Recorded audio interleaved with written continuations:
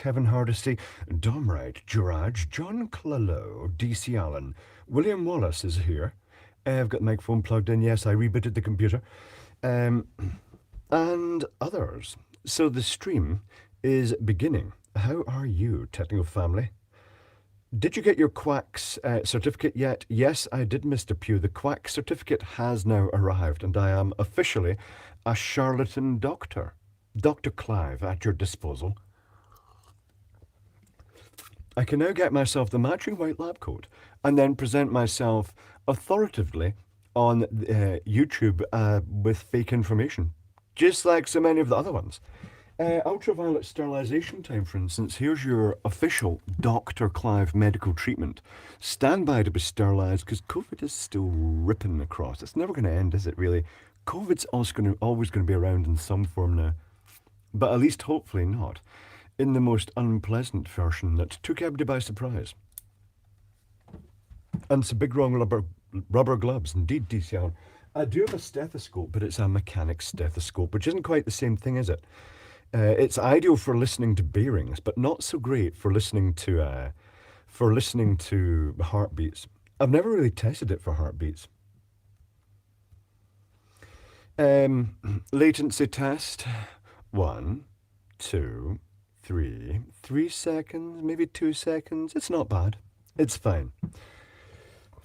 I see no Clive, says Andy React. Andy React will soon refresh. Talking of which, if you check down in the status of the progress bar, make sure the little red dot is lit in the live sign and that you're right along there where it is live. Unless you're viewing it after the stream, in which case it will not be live, and you can just start wherever you want. Jason Green, that's the very thing. Andrew React, there we go, working now. Perfect. A great tool for diagnosis. It is, Rifleman. Very useful. Do we need a live catch-up on her? DCN, what? Better look out, Ave will call you out for your lies. Ave is going off on one, Peter Stevens, regarding combusting rags. I'm not sure about this. I did recently find out that calcium nitrate-soaked rags can theoretically combust, but they don't really provide much evidence, and also calcium nitrate is extremely hygroscopic and absorbs moisture out of the air, and the rags will never really dry. So can it really combust? Not sure. Only a true scientist would know, or someone who'd had a calcium nitrate rag burst into flames. This is relevant because of my glitter lamp experiments. KJ. Clive, early technical question. Would it be possible to use an inductor to offset an AC signal to a second light to prevent flickering? You'd be better actually if you're talking about probably LED lights and common flickering causing stroboscope effects on machine tools, to be honest, the best bet there is to get proper lights with DC smoothing so they don't flicker in the first place.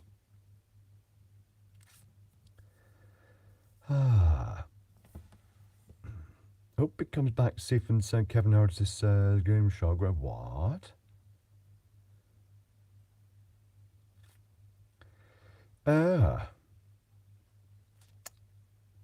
Is something rambling about? Oh, is it cats? I've been looking over after Ralph's cats recently while he's been away a wee bit. Just a few days, really. And while I was there the first night, Billy, the big cat, the farm-type cat, brought in a mouse and then let it loose. He brought it in as a toy and then spent the rest of the evening chasing it and around the house. Quite annoying.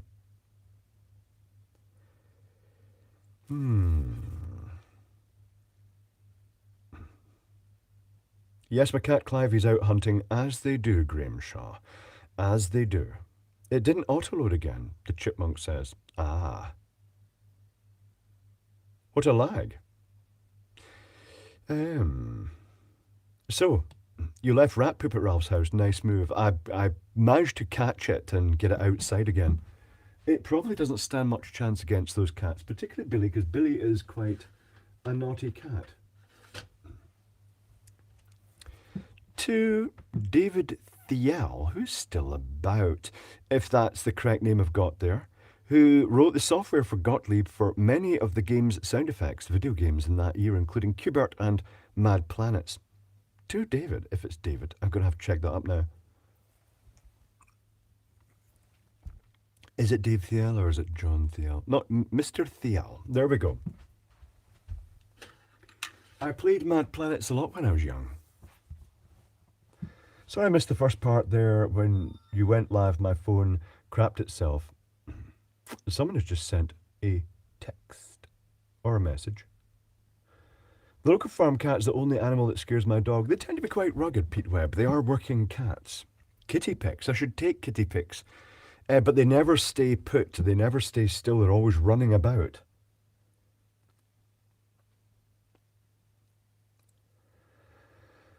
No, Ralph is just, Ralph's used to that. Indeed.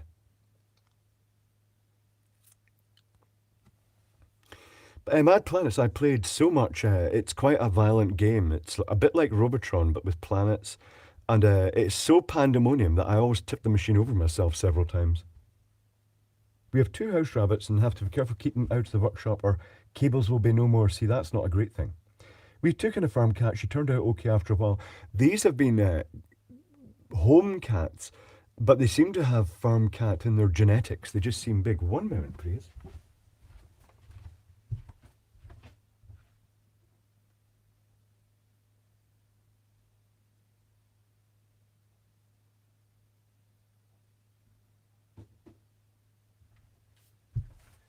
Oh, that's okay. It was a debit notification from my bank because I bought some materials for experiments. Loved Robotron. Robotron is pandemonium, Rick Dastardly. If you don't know what Robotron's like, look at it on YouTube. It's very noisy and very pandemonium. It's basically one human trying to pick up a human family in amongst all these marauding robots. And you can move in all directions and fire in all directions simultaneously with 2 joysticks. It's a very demanding game. Never really played it good much when I was young because I thought it looked quite complex. Then I ended up playing Mad Planets, which has a spinner and the joystick. Very demanding game. I bought some LED lights. The boat's the wire's very thin. I can't even strip it. How do you connect it to regular 12-volt wire, Ron Nonna? You can generally, if you use very fine side cutters, you might be able to just nibble the insulation back before stripping it, but the thin wire isn't great. Not sure the best bet there because it's not something that even the normal connectors would go onto properly. Tricky. Twisting wires together might be the best bet.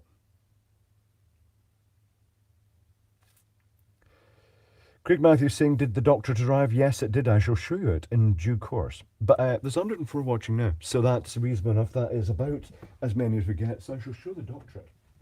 It comes in this very luxury Universal Life Church corporate seal. Washington. Is that Washington?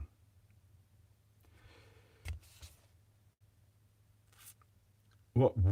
Monastery storehouse? Really? Anyway, the certificate. It's a third timing it. There we go. I'm a doctor now. Doctor of Metaphysics. It's my speciality. It's non-real science. It's an odd size. It doesn't fit in a standard UK picture frame or certificate frame. I'm going to have to find. I'm guessing that the Americans might use foolscap or something. I'm not really sure. It needs a frame. How much was that? That was $20 plus $30 shipping to the UK via FedEx. It spent a bit of time sitting with FedEx because, well, when you go on their website, it doesn't have the Isle of Man as a country option. So you have to choose UK. Doctor of Jelly Babies. Indeed. Greetings, Raven Looney. So very affordable. I mean, I could have gone to university and done a big course, but you know, it's so much easier just going online and ordering one. It's much cheaper. And you become an official doctor. It's like what they say, court proven. That makes me think that someone took them to court for putting out their doctorates and then they proved that it was valid and backed up by a suitable educational establishment that just basically says, oh yeah, just issue them for cash. Money buys everything.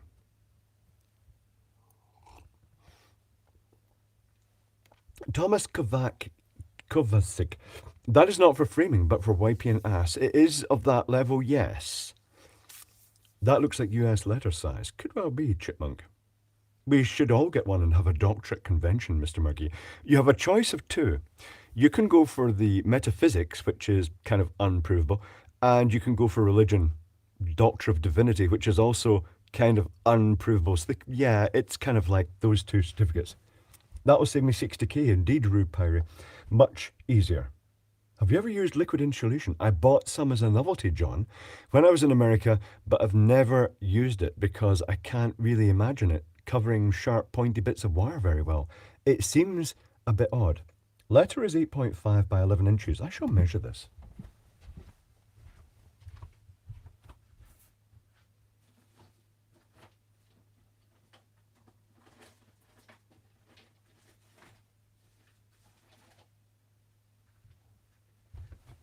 Assuming I can find the measuring tape. Hold on.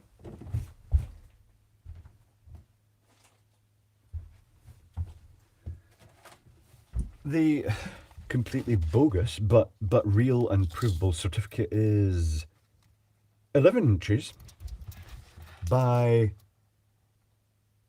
8.5. 11 inches by 8.5. I'm sure Google would tell me what that is.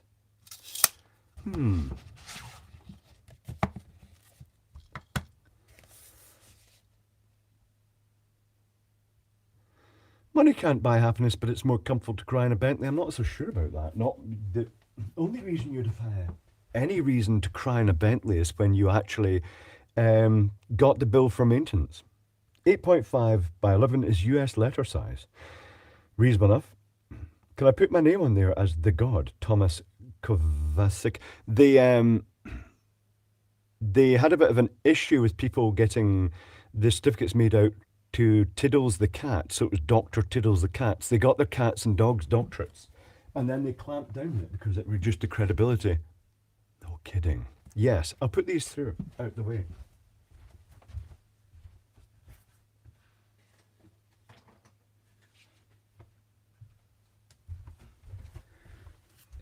I was discussing this with a friend who is indeed a doctor and did it the hard way. And he said he acknowledged, yes, you can just buy them, but they're not like a real one. No, they're not. But they are valid. Linus and Electroboom tested wireless anti-static wristbands. I did see that, Steve Perry. It seemed to be mainly giving Linus zaps.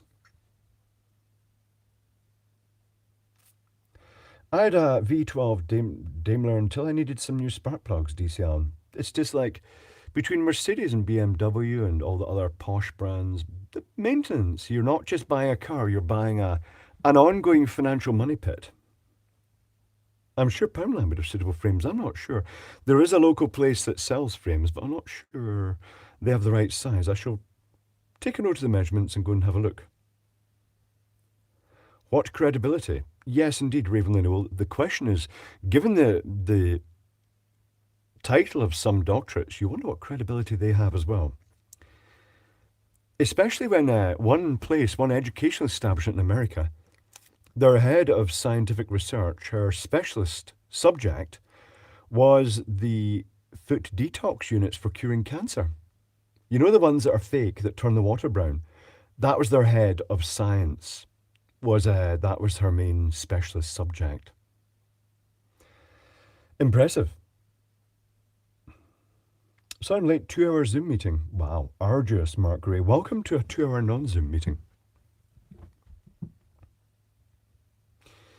Rupari was on a walk and summed up my road as a Bentley with the custom number plate. Some people have too much money. It seems a bit of a waste. It also seems to make it easier to identify your vehicle.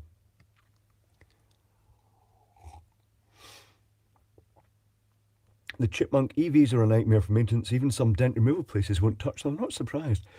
Many people will just be avoiding them because they don't want to end up out of pocket when they try and repair them.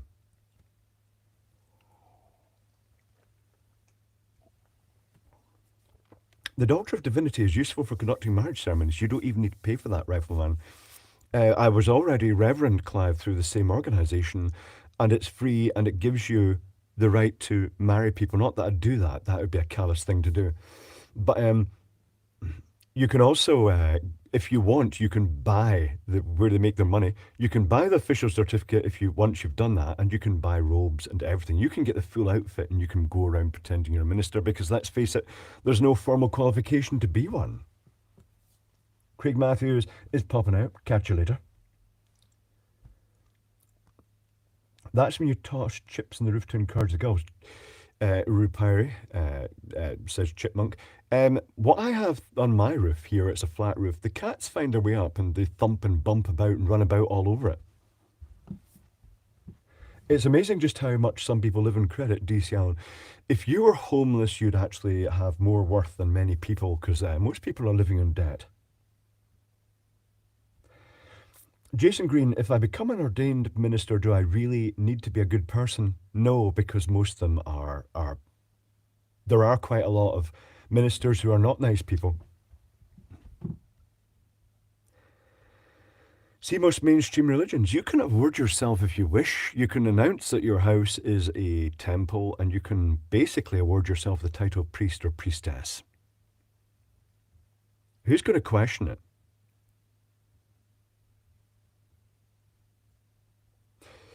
It's all over here. Last official regular pay yesterday. Retired. Well, new direction at least. Mr. Margie. Well, don't retire. Just keep busy and enjoy yourself now. I don't think I'll ever really retire. Not sure. Correction, it was 14 cars was fun. Seeing which ones weren't taxed. Well, you can't tax them all at once. I got my adopted phone today. Thanks recommendation, says Steve. Ah, adopted phone today. Doogie. Ah. The one doubt about the internationally bought phones, the ones from China, is do they carry in the firmware a payload? You can scan it with antivirus, but you just never know.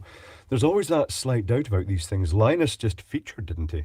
About the TV set-top boxes, which all carried, well, all the little ones, the Android boxes that were misdeclaring their memory and resolution, and also carried malicious payloads and the means to download new firmware. Exciting. Echo Dusky, I won't be able to afford to retire. Retirement should be fairly cheap. Mouse has been making a robot for the next fighting event. Excellent. Little mini robots, not the full-size ones, are quite expensive to make. Mick Spanner says, I got my Doogie last week from Amazon. Excellent. I call it Doogie, it's Doogie.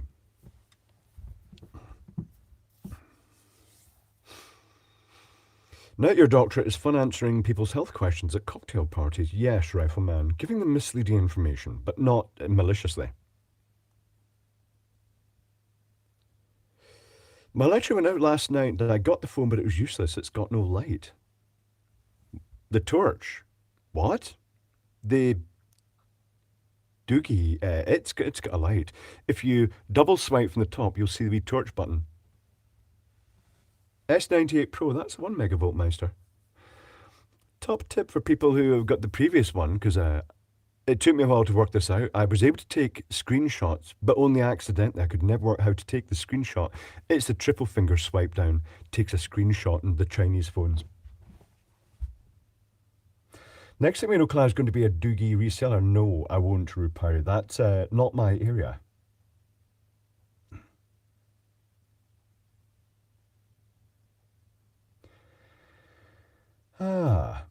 My phone is buttons and a non-touch screen, no camera, nothing, DC Allen says. That's reasonable enough. You can get rugged little Nokia-type phones, but with lights and things like that on them. Mick Spanner doesn't just have a light, it's got the infrared light as well. Mouse says, I'm out to my third at Doogie, pronounced Doogie. It's the thermal camera one, which is very good. Comfort's basically built a small crane. The materials loan must have cost a fair bit. He does get quite a lot of sponsorship, I think, and his channel does big projects. And he gets quite a lot of viewers. I think he's probably doing okay, although I do sometimes wonder if he's going to burn out at some point. I used to have to swipe my whole hand across the screen. Never worked for a screenshot. Ah.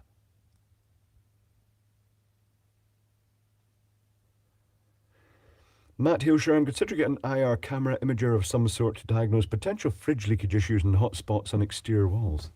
And cold spots, interior ones indicating water ingress.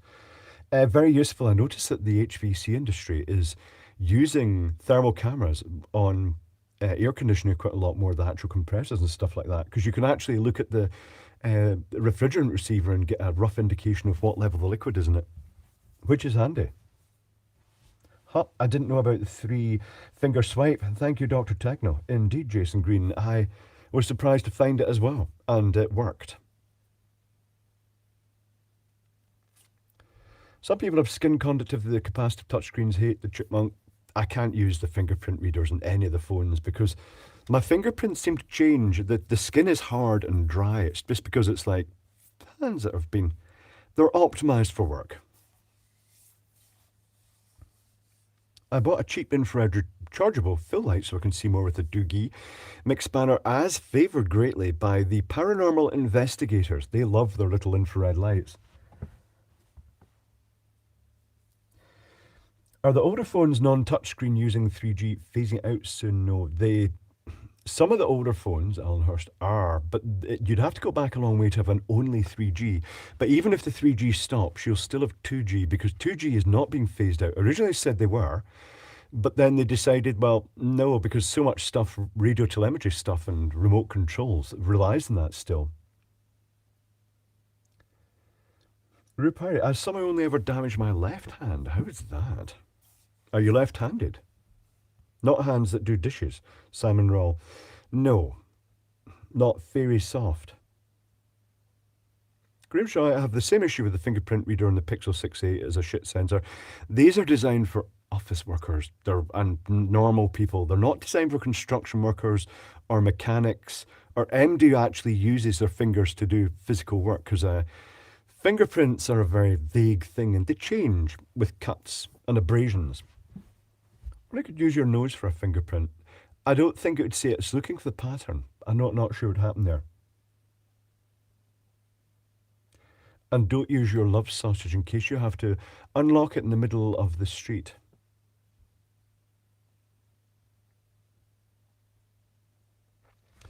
But the reason they're sort of retiring 3G to make space in the poles and stuff like that is because 3G was a kind of stopgap between 2G and 4G. I've burnt it, drilled into it, crushed. Oh, right. So it's stuff you're holding in the left hand when things slip. That's reasonable enough. The coffee's finished. Do you know what that means? It means it's fizzy cider time. One moment, please.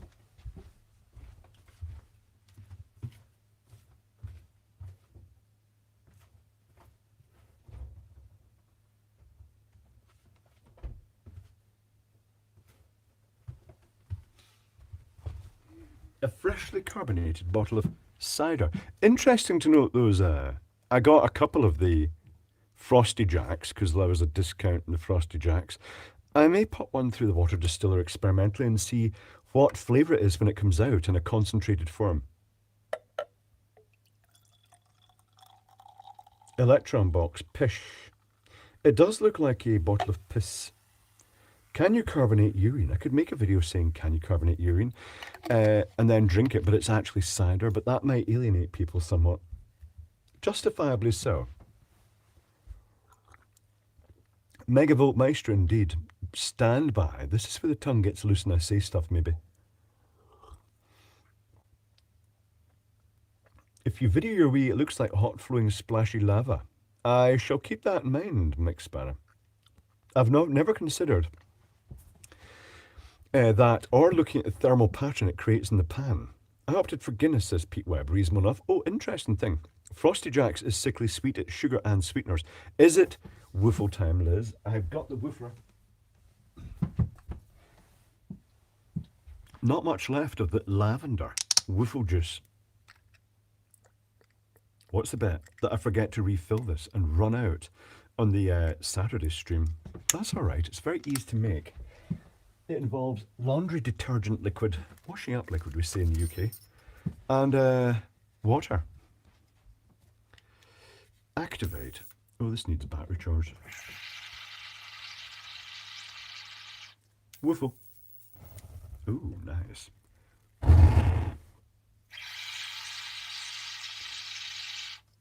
Woofle. But here's where the real bass happens.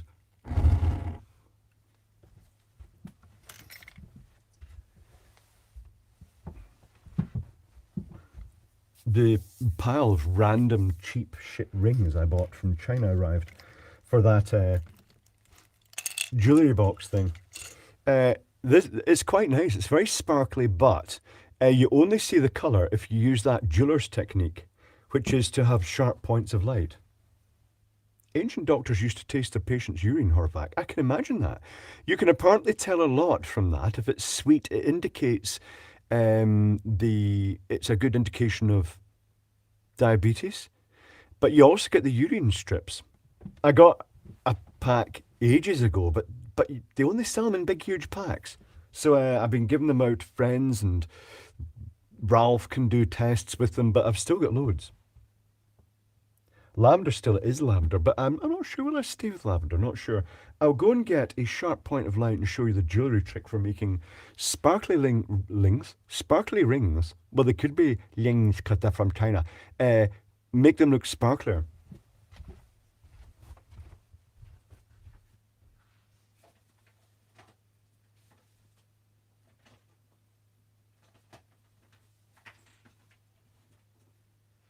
Where is it?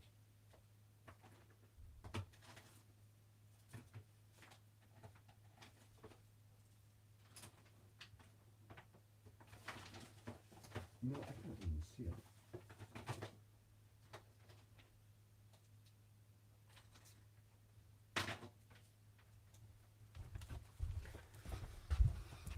Oh, a new emergency backup isosamo spudger arrived. Just because I was thinking, I took the other one to Glasgow. So let's see if this works just as is,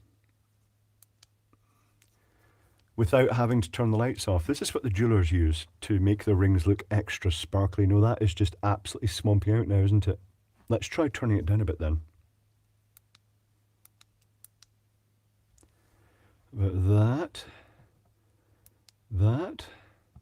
No, not sure this is going to work. I should try taking the exposure off with all the light. No, it's actually going to swamp out in the camera because, hold on. Is that going to work? No, it's not really showing. It's not really showing as much as it should, but the main thing is to have the light source right next to where you're looking. So if you look in jewelers' windows, you'll notice they've got lots of lights pointing in from your direction because it makes things look sparklier. Watch yourself, the light is coming back. They claim it's cubic zirconia. In the listing, cubic zirconia cost literally a few dollars. This is another one. And how do they even put these in for that cost? They must be placed by machine. There are loads, and they appear to be actually pressed in. I got a few of the different things. They're quite distinctive. They're quite nicely made, but they are made by machine. They must be made by machine at that cost. And how do they place those little gems? I should look at it through a microscope and see what they look like. Not that I'm planning on wearing these. I don't even know if they'd fit on my big fat... No, they wouldn't.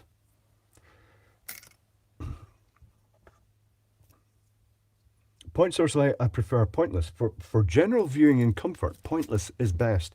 But for making jewellery look fantastic, in the past I've done jewellery refits where we just put so many metal halide lights in the window displays that we had to add a fan just to take the heat out of them.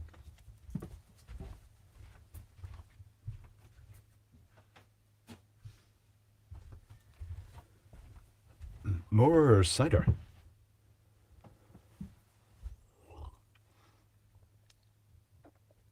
Tiny fingers and low wages, slave labour, Peter Stevens, just mass production. So now we went back at DCL and talking about incidents. Some bone came out. Oh no, is this a bad workplace? I drilled through my thumb just 1.5 millimeters, a bit smarted of it. Ooh, done it myself. with the printed circuit board drill and other things. I went through the web of the fingers at times, and other time the drill, when I was drilling circuit boards, doing a lot of holes, I just paused momentarily and just, while I was holding the drill up off the circuit board to blow it clear, my finger touched the end, it snatched into the end of the finger, and it was like, oh God, I'm glad it didn't snap. Oh, horrible. Happy birthday for urine strip. Yes, indeed. Rupari. I'll show you my urine strips.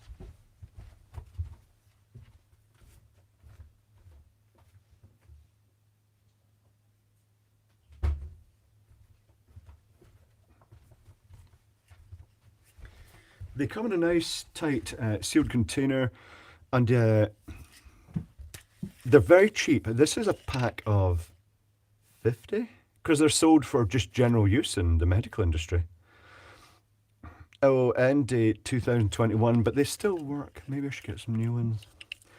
But they look like this, and you basically, the hardest bit is collecting urine. You get a little container, and you put your urine in a sterile container, and you dip it in, hold it for a few seconds, and then take it out and you tap it vertically so it shakes off any residue so it doesn't like bleed, the chemicals don't bleed. And then you just leave it for the processing time, and these little pads all react and change colour. That'll be why the ring didn't look so sparkly, because of the focal distance. And then you go by the chart. It has correctly identified a urinary tract infection I got right in the middle of COVID. And I was able to phone them up and say, I did a urine test thing and it showed this and displayed the symptoms. They said, oh, that's it. Oh, right, yes, that's, what was it? What was the leukocytes? Leukocytes was what actually detected, and it showed quite a strong colour change. And she said, oh, that's great. Would you get a more accurate result poking down the pee hole? No, no. I mean, if you want to make a video of that, I'm sure there'd be sites that would appreciate that. I use a test tube. Pissing into a thin test tube is not a clean thing. It is wee talk as opposed to small talk. Scruff dog. Evening. Good evening. Testing a 24 volt, 5 amp DC power supply for a massage chair. Currently load testing it, no pun intended. Are you actually sitting on the massage chair? Initially, when I went to America many moons ago, I tried, it was the Sharper Image of those massage chairs, and I liked them. I used to really like it when you needed the bottom of the spine, but either it was the massage chair or the roller coasters. One of them put my back out every time. I think it was the massage chair was putting the back out.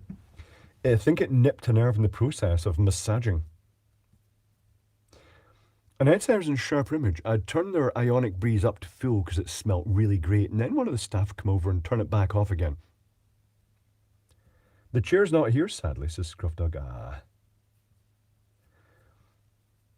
What was up with it? Let me guess. Was it the capacitor? Or a burnt connection, perhaps? Probably the capacitor on the output. I have some universal pH strips for a panel that I use for urine sometimes, though the resolution is fairly poor since urine won't generally go much below 5 or 8. The pH reading here goes 5, 6, 6.5, 7, 7.5, 8, 8.5. So that's about right. What does it test? It tests for nitrite, should I say, the leukocytes, urobilinogen, not sure that is, protein, pH, blood. You don't want to piss blood. Specific gravity, not sure how it works that out. Ketones, bilirubin, and glucose, which is probably the diabetes aspect. It is the pH reading, that is correct.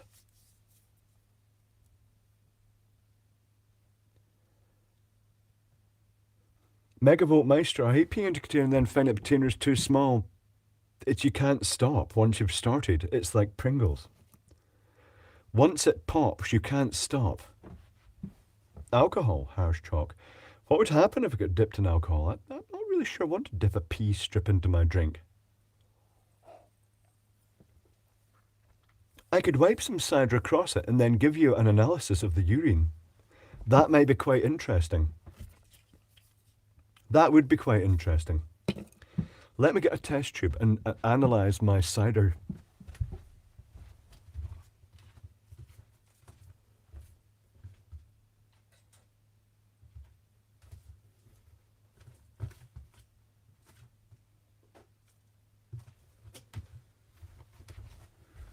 A little bit of paper towel down there. Not too much cider. I don't want to waste the cider. Spill some cider on the floor here, yes.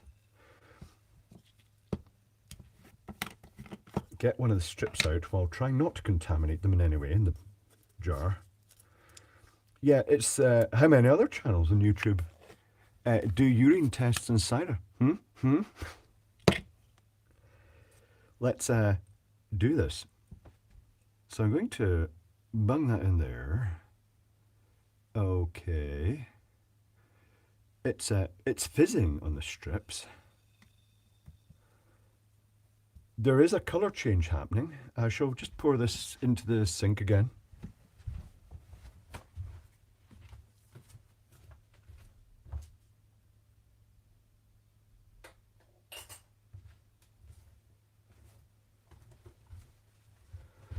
And then I have to wait. This is the tricky bit. What can I use a time reference? Let me know when a minute's passed.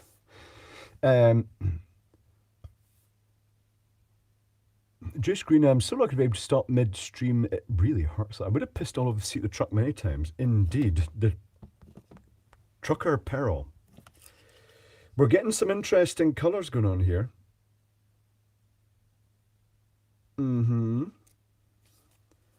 I may have to get a little, because I've got all this light here, I may actually have to get a little headlight on to actually read it. A very distinct colour change. Yeah, interesting. Nothing too radical, but we'll see what happens. The one that's showing the biggest change so far is the glucose one, which isn't probably really a surprise given a sugary drink. Pie Man, the cider does indeed have diabetes.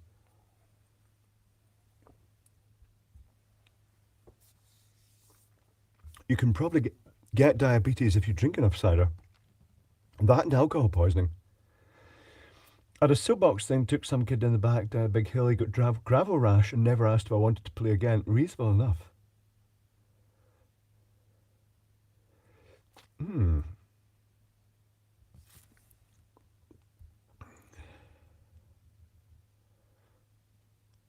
A doctor once told me men can't get urinary tract infections, but they did eventually let me have antibiotics, which cleared it up. Men do get urinary tract infections. That's just nonsense.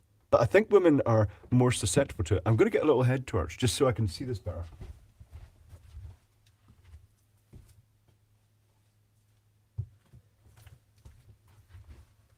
Because it's me versus studio lighting, and it isn't that great for reading detailed things. Rightio, I'm comparing. You'll be glad to know that the leukocytes has come back negative, so there's no urinary tract infection in cider. The nitrite is standard. It's a negative test, it says. Urobilinogen, 0.1, whatever that means, it's not changed. The protein is negative, I would say. pH is showing about 5, which surprised the cider. I thought it would have been. Then again, I would say if anything, it's gone a bit lower than that. Lower's acidic, is it? Is that right? The blood is showing that there's no blood in it. That's good. Oh, specific gravity is way off the scale. It's like 1.03. It's a vivid change. Ketones is negative. It's kind of under negative because it's not really detecting piss. Bilirubin is negative, and the glucose is showing plus 528, whatever that means. I'll show you the strip. Next, the colour chart. So you can see there's a few of them have made a significant difference, as you'd expect. Yeah, that was a very useful experiment. I'm not sure it was a useful, I'm not sure it was a useful experiment, but we did it.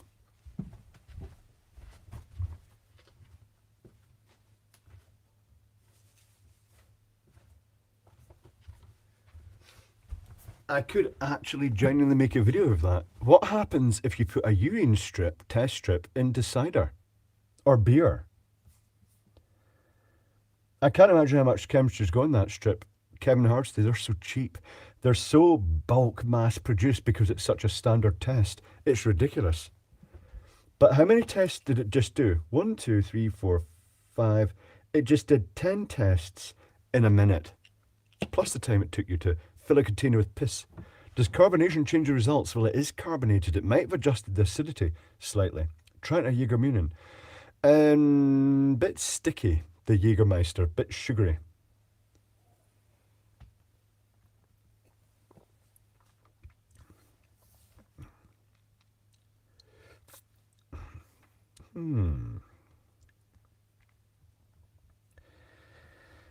Yes. Now I'm going to scroll back and see if anybody made analysis.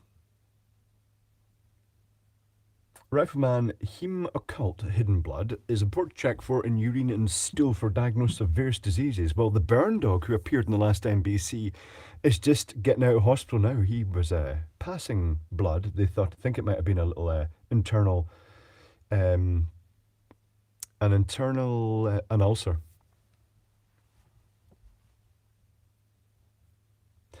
That is the first medical experiment I've done as a doctor. That is correct.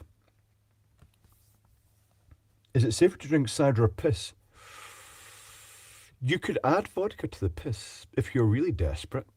I'm not sure it'd be a great thing to do. But you know, if it was an emergency, possibly. Treasure Bloke arrived at the completely wrong time just as we're discussing piss and using urine tests on it. Hello, joined after tech problems, PS2 keyboard going through a USB dongle through a mini hub. Let me log in, then stop working. Plugged it straight into a main USB port and work again. Ah. Girage, besides first Jaeger and Wolf, what did I miss? I went for a beer with girlfriend. You haven't missed anything too significant. You missed a terribly scientific experiment. The revelation that I am now officially a doctor and have the certificate, even though it's just quackery. And my first scientific doctor experiment, which involved cider and a urine test strip, since someone pointed out that is the colour of urine. And it was very interesting. So that's Bear Grylls' secret. He adds vodka. That's probably it.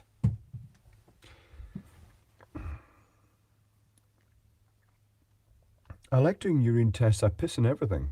Horvath. Yes. Makes you think of that Austin Powers scene.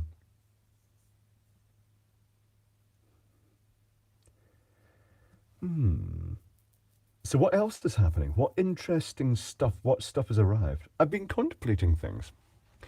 I've been pondering thin film materials that are hygroscopic for experimenting with simple DIY electroosmotic dehumidifiers.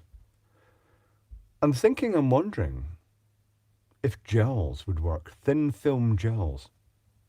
That's more or less what they use. The hardest bit is trying to get the electrodes stuck onto it. Don't worry about being late, fan plant. There's no great official time. Bear Grylls is a fake, everything's fake, Andy Hook, that's TV. It's all done for drama. Fizz piss, no, I'm not going to put the urine in the SodaStream. SodaStream do not recommend carbonating urine. Yeah. I like your funny science words, Magic Man, indeed.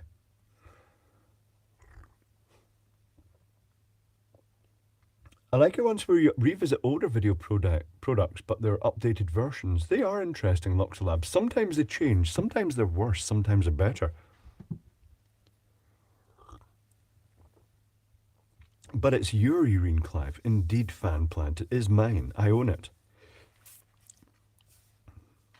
Certain tribes drink their own urine as a sort of medicinal thing, and monkeys do it too. It's considered some benefit. I'm not really sure what that would be. They say it contains antibodies, but sure that antibodies are in your body already. I'm not really sure. It's one of those things that Karens do for health things.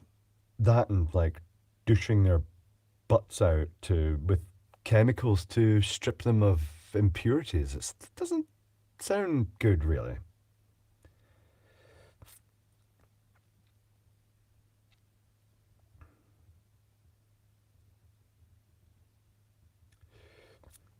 If all things on TV are fake, I watch 95% YouTube on my TV. Well, most YouTube is real.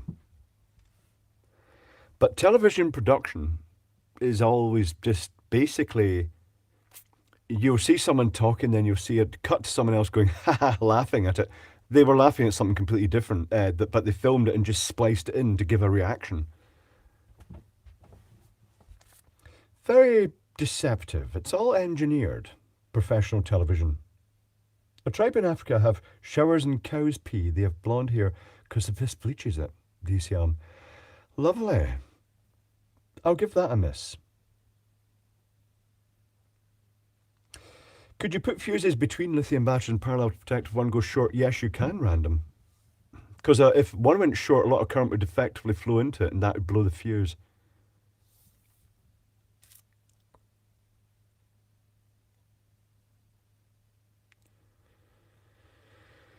But take, for instance, well, I've mentioned this in the past, Deadliest Catch. A lot of the stuff was probably filmed just offshore, and a lot of the accidents and incidents they had to make it interesting, not just people pulling up baskets of lobsters. Because it was a success, they have to make storylines of people getting injured and then, being rescued and stuff like that.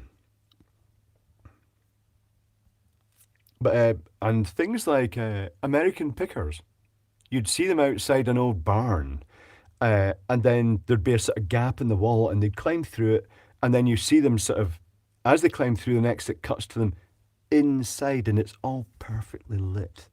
And it's not the same barn. It is a studio or some other place they've set up, and everything has been placed in it.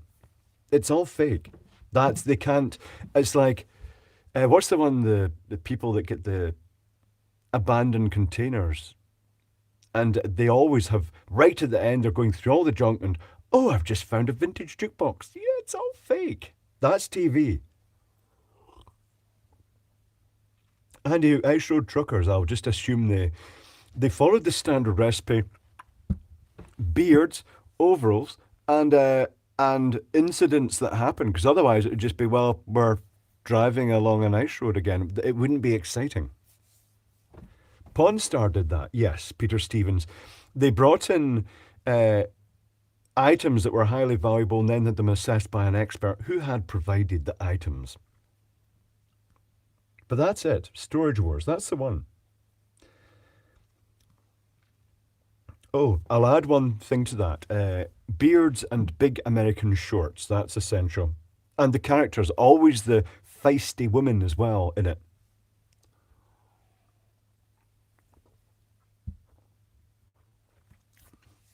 Blake Seven wasn't fake, it was real. Pete Webb. I just watched a bit of Blake Seven there. As one does. Because every time I switch to this channel, the live stream channel, YouTube says, you like Blake Seven? Here's some Blake Seven. And it's tiny clips in it. Oh, okay then. Squeeze in a little bit of Blake Seven. Pawn Stars is totally scripted. Yes, it is.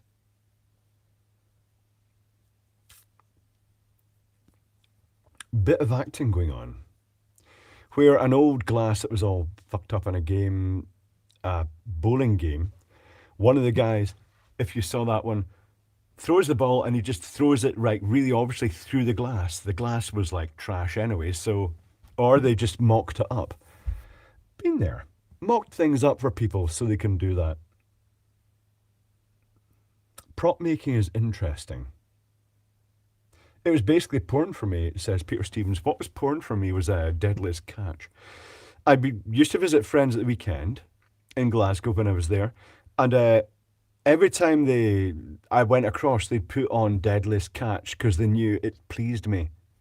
It did. I wonder how many people bought Grundon's orange waterproof bib trousers based on that show. And then was it the other one, Troller, the Scottish one, the equivalent? It was very clear that their sponsor was Stormline or Regatta. Regatta, I think it was. For sure. Because if you can get your product placement and you pay to get them, and they saw how much it raised the profile of that particular brand, then it's very lucrative.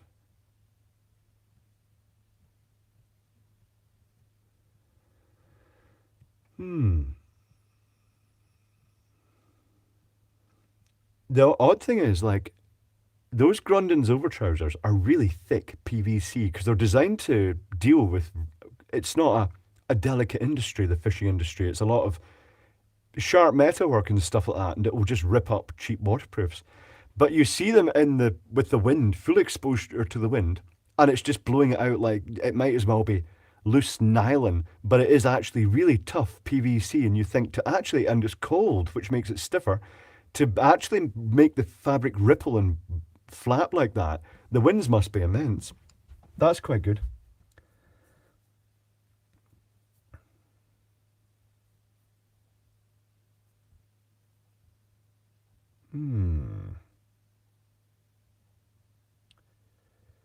Oh, Megawatt Meister, a guy I know buys storage locker contents and takes what he wants and then loads up another locker and abandons it, and others come along and buy it. You know, I bet the equivalent of that. People are on eBay buying Amazon returns. What's the bet? That the ones they're buying, the little boxes, have been packaged up by someone who already bought them from Amazon, and they picked out the best bits, and now they're just getting rid of the crap going, Mystery Amazon box, you could make a fortune selling what's inside it. Oh yeah. No. You've got a pile of shite. That's what you've bought. One ghost showed a ghost going, psst, it's a ghost. On show, Science Academic points out, Cam, that it was the automatic motion detector air freshener. They omitted that bit from the broadcast. And the orbs, the floating orbs that you see in the ghost programs, I didn't twig that until I was playing about in the infrared camera and the orb floated by. It's dust, out of focus dust in front of the infrared lights. And the best way to, if you want to create some, is just basically just rub your hands up and down on your front, and it'll be full of orbs, the specks of dust that come off.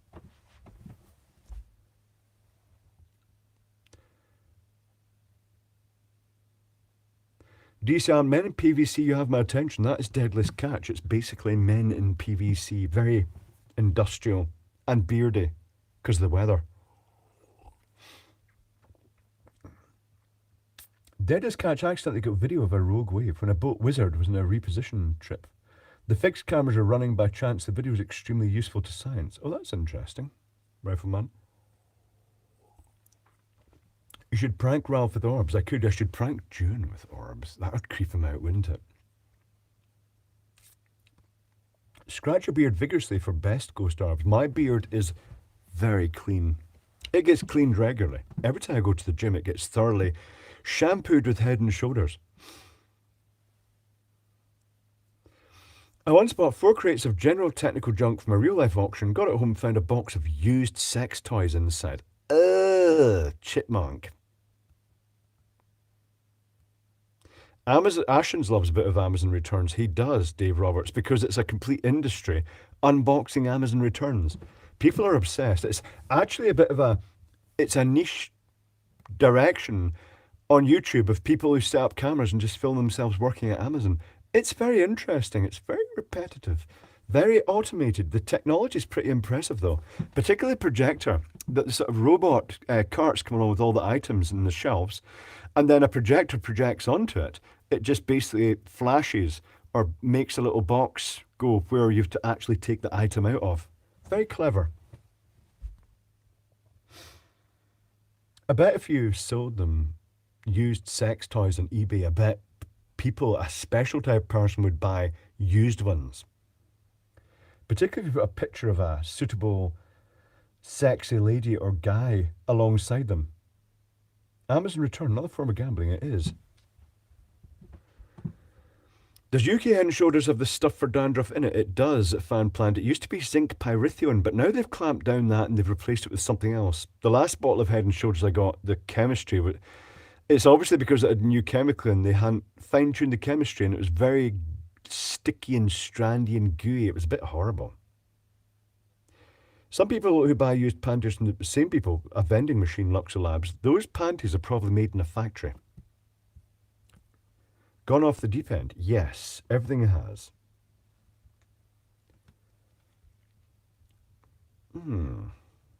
What are people saying? Is there a chance of a toast to my late father Jim? We buried him today. I cared for him for the last few months till dementia finally took him. Much appreciated. At least it was only a few months, if that's the duration of it, Peter Harkins. Yes, we can. It's time for a Your Communion. And it is time for a Your Communion to Pete's dad, Jim.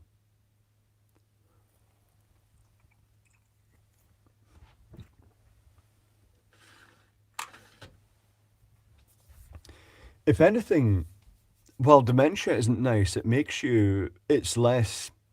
doesn't hurt as much when they finally pass because it's almost a relief.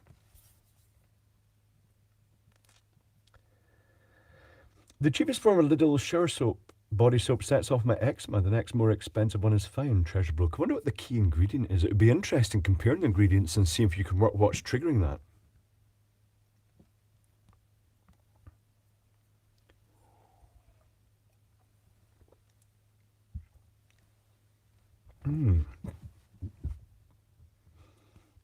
Stephen Seagull, good evening, everybody. I'm exhausted. GP pharmacy back 3 times. GP messed up groceries and more.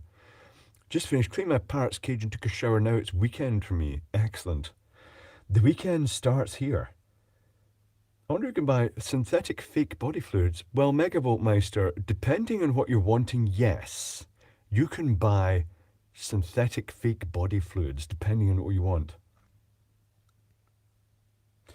Yeah, Relief Clive. Sad to say that, but it's true. It is Graham Shaw. When my mum passed away, I had a feeling it was going to happen, but she'd bounced back before. So Ralph arrived, and I could see from expression on his face that he was like worried about telling me that mum had passed away.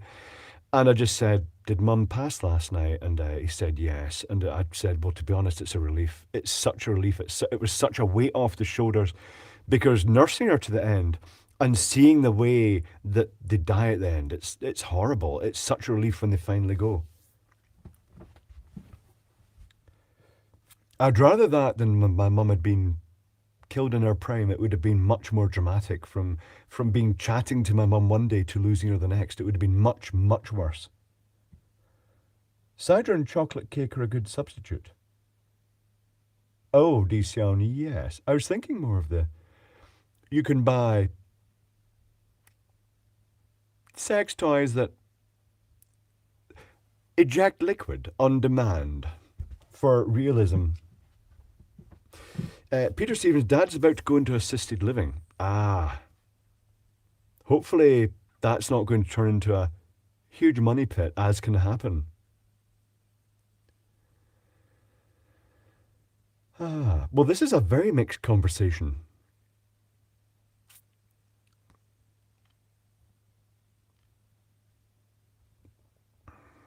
Brian Bean, look at these DIY homemade laundry detergent recipes. Some are very strange, yes. However, the YouTube laundry equipment repair channels, and I absolutely agree with them, say don't use conditioner. When I've done maintenance in my tumble dryer down there, the inside has been absolutely caked in a wax material, and that is the conditioner. It does the same thing to your clothing as happens to mechanics overalls or any industrial overall. My steelwork overalls had a really odd texture to them because the grease gets into them. The grease gets into and it soaks into the fabric and gives them a very heavy but almost luxurious soft feel compared to a new overall. It's quite unusually light how a new overall is. But that's how it makes your clothing feel fluffy and light and fragrant. It's basically coating it in wax. And it coats the machines in wax as well. It's not great. Treasure Bloke, I've spent the Easter week and weekend at EasterCon, the British Science Fiction Convention, as a technical person volunteering, setting up, tearing down and running the video feeds. Have you done conventions? I've not done conventions. No. Mouse, never use fabric conditioner. Good move, Mouse. Or if you do, if you feel the need to, if the clothing needs freshened up, well, the outdoor on the line is the best way to freshen it because ozone, that's why it's so fresh because it's natural ozone exposure, oxidizing agents in the air. If you do use a fabric conditioner, just use a tiny drop. Don't put what they recommend going in. Any laundry product with fragrance uses wax lacquer, so it stays in the fabric, William Wallace. Yes, indeed. Just Green, my dad had dementia. A nearby hospital did the humane thing by sedating him and then stopped the feedings. It took about 2 weeks and he was much better off. Now, there is a name for that. At the end, there's a hospital. Is it Liverpool? Royal Liverpool or something? And it's a diet that they gradually ease the food to let them go. It's pretty grim. But, you know, it's until there's a cure for dementia, and I think they are going to make a breakthrough. They have, one of the most recent things is that they have discovered that the reason for the plaque buildups in the brain might be because there is a system for impurities and debris from, you know, just like your brain creates internal debris. The floaters in your eyes are internal debris, but that happens in your brain and it can flush them out through, is it lymphs and channels? And if those get blocked or it doesn't do it properly, and that can be disrupted sleep can contribute to that, then they build up in the brain until it starts affecting your ability. And there must probably be a point of no return. Having said that, maybe they'll find a solvent that gets them into a form that they can be flushed out. Who knows? It's early days. There are also major breakthroughs in cancer, but they're really fucking expensive. So the only people that can afford them are the richest people, who are usually the most useless people in the first place. That was a rant, a mini rant. Nanobots, Pete Webb, are just like the ones in the vaccines. Do you honestly think A, the governments were capable of actually doing that, and B, that actual nanobots exist? No, they don't. The alcohol is kicking in. About laundry, today I noticed a box of those paper sheets like you featured in a video at the supermarket. It's from a big brand. Don't know what's the British name of the detergents with the bear. Is it Charmin? Dunno, Steven Seagal. I'm not really sure. I used those for a while. I had that doubt. Are they doing anything? But you know what? You can also just wash your clothing with no detergent that has as much effect, to be honest, in many instances. Depends what you're looking for. Good sleep has incredible health benefits, Andy Ract. The way I work now, when I started going nocturnal, I still felt I had to fit into society, so I set the alarm clock for 8 o'clock in the morning. And I'd wake up at 8 o'clock and be really drowsy because I got to bed like 4 hours earlier, which isn't great. And now, when I'm not, well, even when I'm on gigs and stuff like that, because the hours are odd, I just let my body decide how long to sleep for. And it always chooses almost bang on 8 hours. That seems to be what it wants. I don't set an alarm clock. I just let it choose how long to sleep for. That's one of the benefits of not having fixed hours. The richest become the guinea pigs. That is it. No, they don't become the guinea pigs, Jason Green. They pay for the one after it's been used on the lowlifes as guinea pigs. Back now, slight technical difficulties again. Craig Matthews, what are you doing with your technical stuff?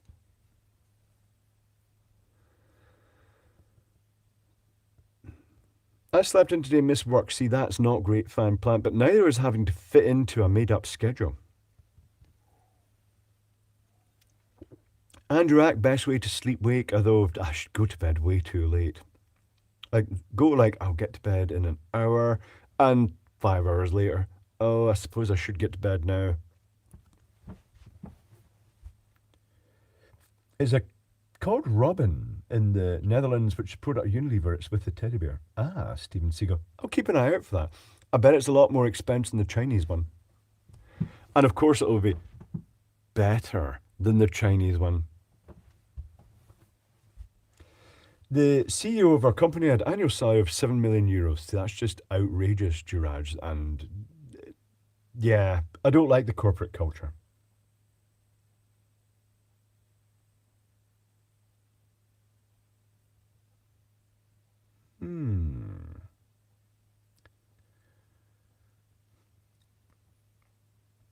Peter Stevens, I started going to bed at 9 p.m. I sleep by 10ish, only way I can feel rested.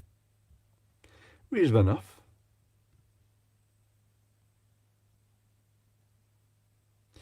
Woohoo coming through. What? Kevin Hardesty, what?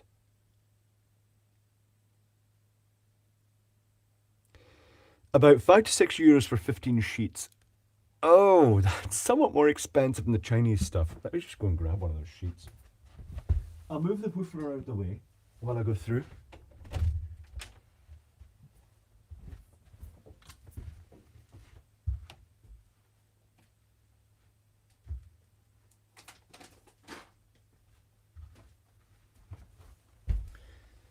For those wondering what we're talking about here, it's the laundry sheets. It's basically, supposedly, laundry detergent without the water. And it's like, you can buy them from China, or you could buy them on eBay, or from one of these. Someone but is set up going, wow, it's the future. Remember to kickstart us and stuff like that. And they're just reselling the product. And it looks like this. I've made a video about these little floppy sheets that dissolve. And certainly when I put it in water, it did make it foamy. But you don't want too much foam in a washing machine. But they have a slight fragrance and they dissolve. And you basically throw one in your washing machine and that's a dose of detergent. Or one or two.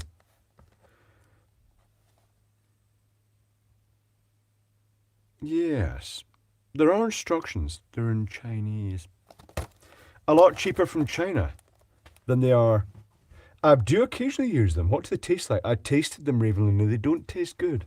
Strangely enough. Put these through in the bench.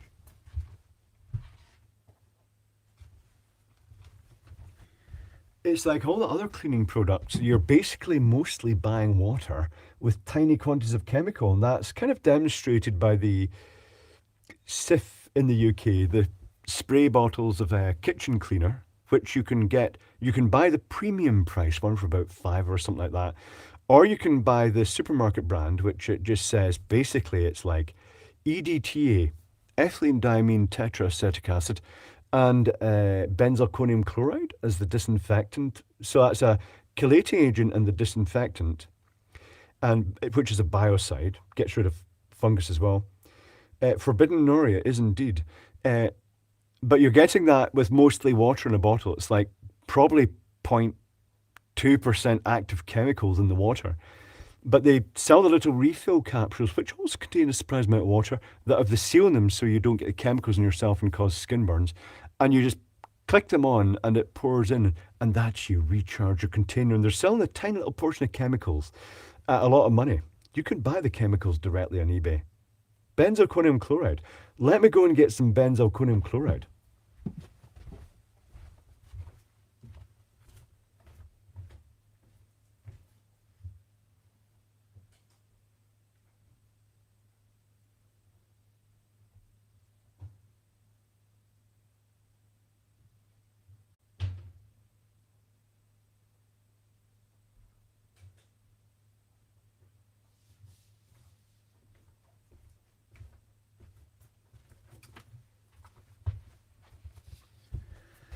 Bonnyman's.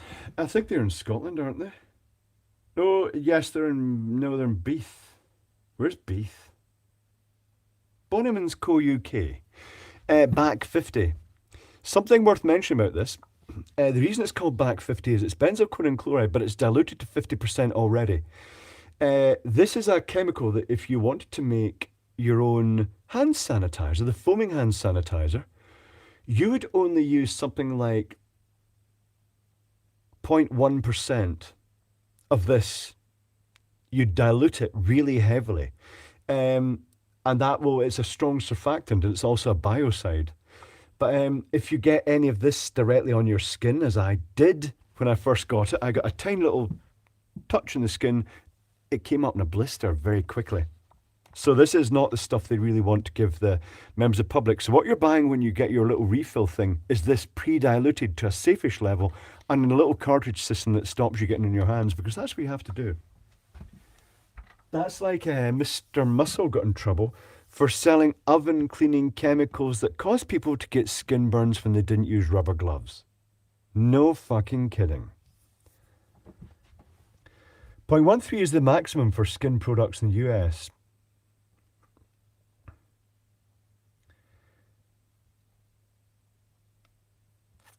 Fan plan to have an electrician apprentice who also has a chem degree. I'm glad that he's got a real job now. He taught me how to pronounce back. That kid is going places. Benzalkonium chloride. Ah.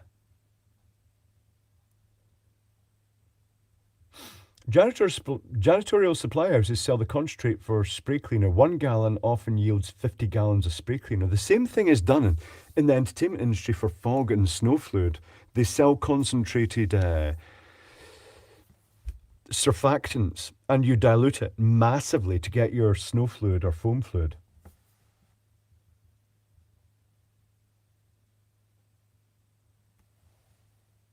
Fabulosa concentrate from Aldi. Oh, do they do a concentrate version? Yeah, like the, what do they call it? It's based on, hold on, let me go and grab some. Hold on.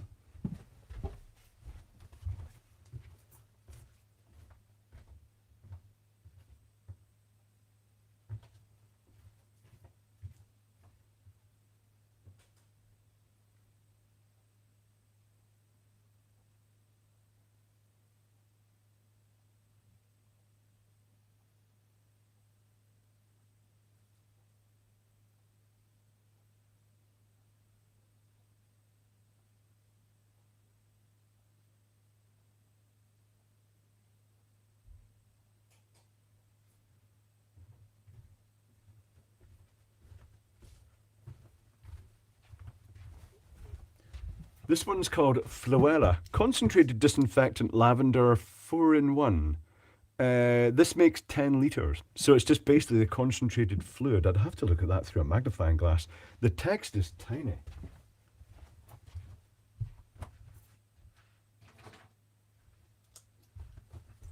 It's also in the back of the thing.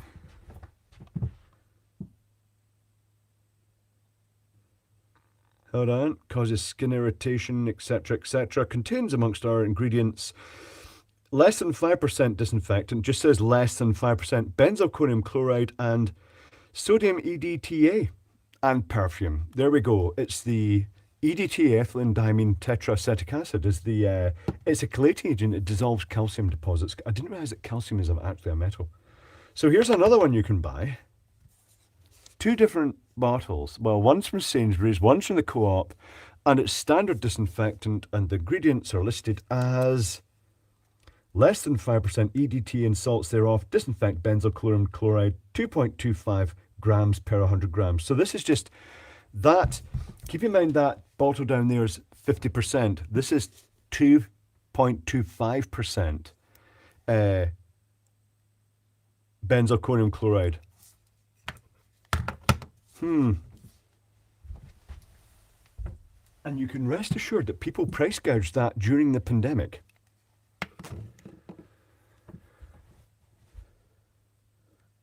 There was someone who worked in a sort of like a benzalkonium woofle no electron box. I made snow fluid out of benzalkonium chloride because it created super soft fluffy snow. Oh, you couldn't breathe. It was evacuate the room. It was so aggressive. TCP says TCP on it here. Really?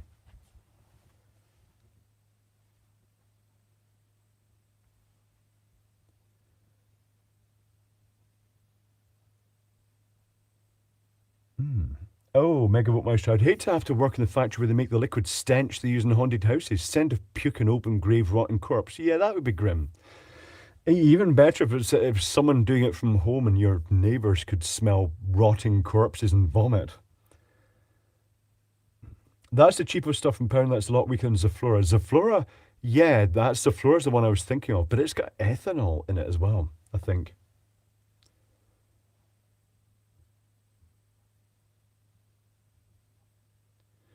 Trichlorotrifluorethane was the bollocks, Paiman. Not sure what that would be. I have to think before I drink the cider with all these chemicals. I'm going into chemical alert mode. Make sure you don't drink them.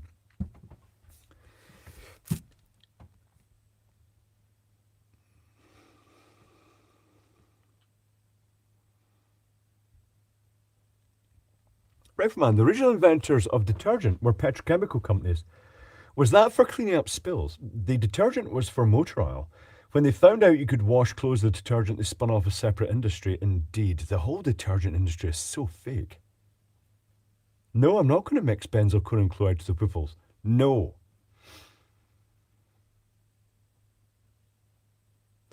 Degreasant banned now in pure form because it's too damaging. You have to protect the humans from themselves. Smelling salts V2 for the next MBC. Yes. Still got my little bottle of where is it? Got my smelling salts here. Gonna have a sniff. Potent. Oh, ammonia.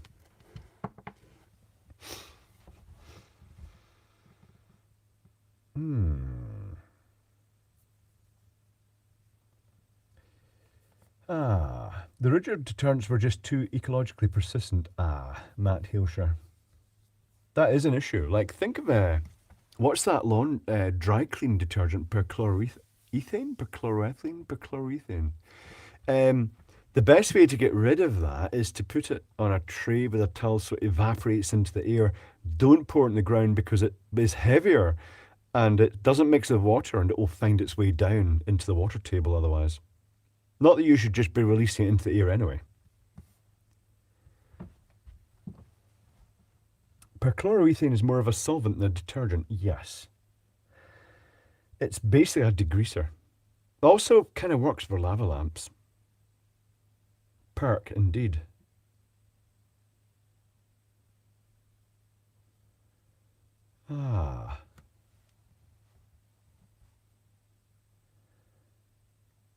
Are smelling salts the same as people sniff to relax their butthole, Brian? No, I believe that's poppers, which is amyl nitrite. I'm not really sure. I'm not an expert in such things.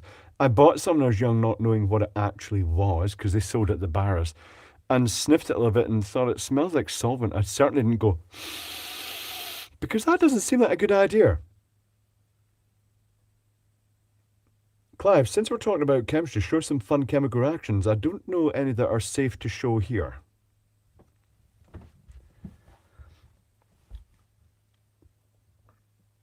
I had a problem here. Have a problem here in the NBC. I've got Rode mics. There are 2 Rode mics on the table, but maybe they just need turned up a bit higher. Because I leave them on my standard setting for when they're clipped onto the hat, which is probably the wrong setting. Also, there's only 2 mics come with the Rode microphone set, and there's 3 of the NBC.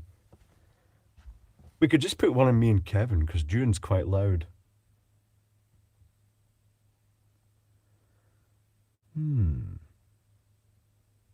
Oh, Study 58. We used to use a product called Florazol when I worked for the council to cover the smell inside houses that people had died in. It's like Zoflora and steroids. That sounds like a whole cocktail of unpleasant smells, to be honest.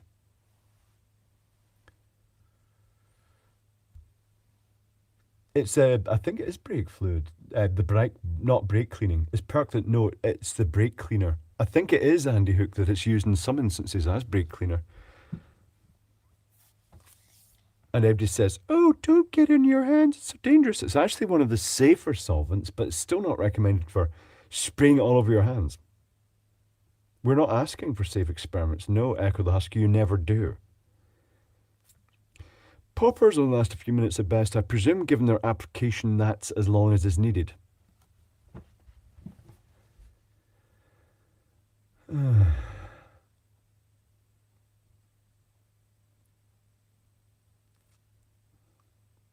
Nick Bundy threw his Rode mics into the skip Electron box, like the wireless microphones. I've thought they've been great. They've been very good. What? Maybe he bought fakes.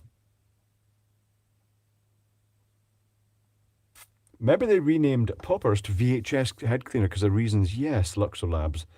Indeed.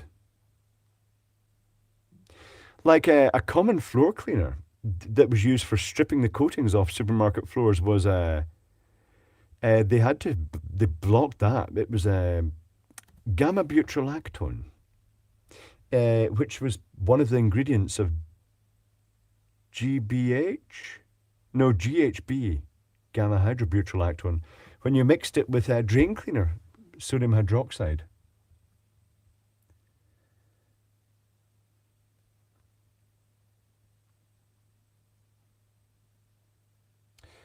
Raymond Ray likes solvent in cans, as does Eric O at South Main Auto.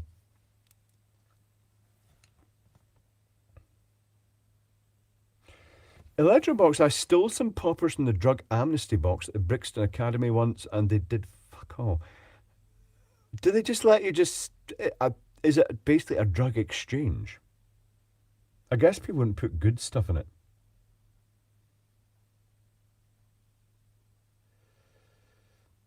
I used to use trichloroethylene to melt rubber, which is then applied to slot car tires that give you more grip for a period of time. Graham Shaw. All right, okay. Make them sticky. Take a penny, leave a penny, but it's drugs, yes.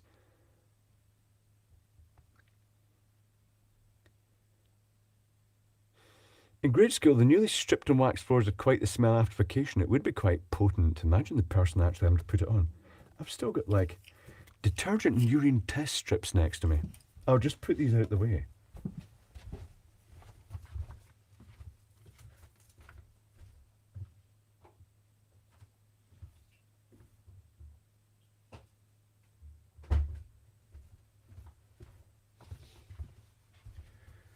Look on eBay for the interesting things like urine test strips, because it's much cheaper than visiting the doctor in some countries.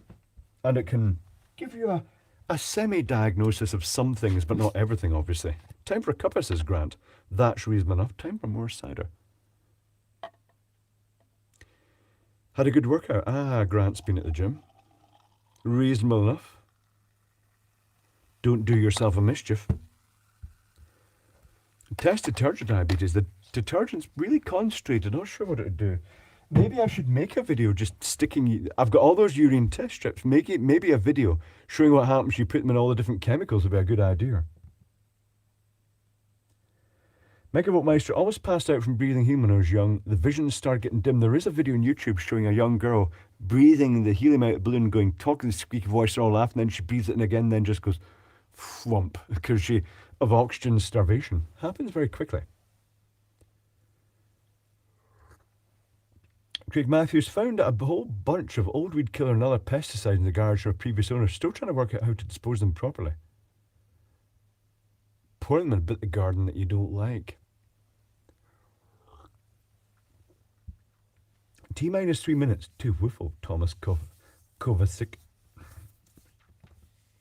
Got any sodium chlorate weed killer in that bunch? No. Sodium chlorate is the stuff that, doesn't it go bang itself, or do you need to add stuff to it? I remember my dad used to make a device when he was young that involved 2 bolts and a nut, and you put the bolt partially on one side, put the chemical in, and screwed it on the other side and threw it in the ground, and he blew a hole through a neighbour's greenhouse.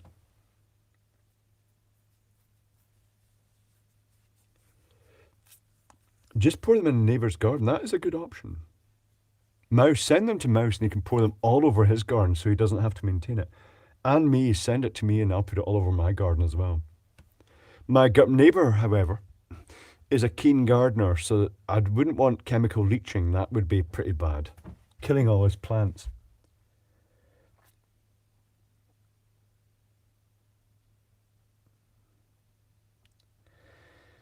Electro box. I remember at one data center they had the floors waxed and polished. When I needed to run a few cables, I couldn't lift the tiles with the floor lifters. They were all now glued down. Oh, that's not great. It would have seeped down between them.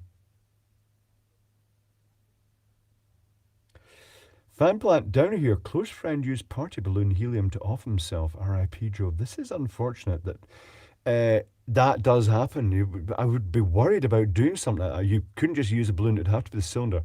I'd be worried about doing.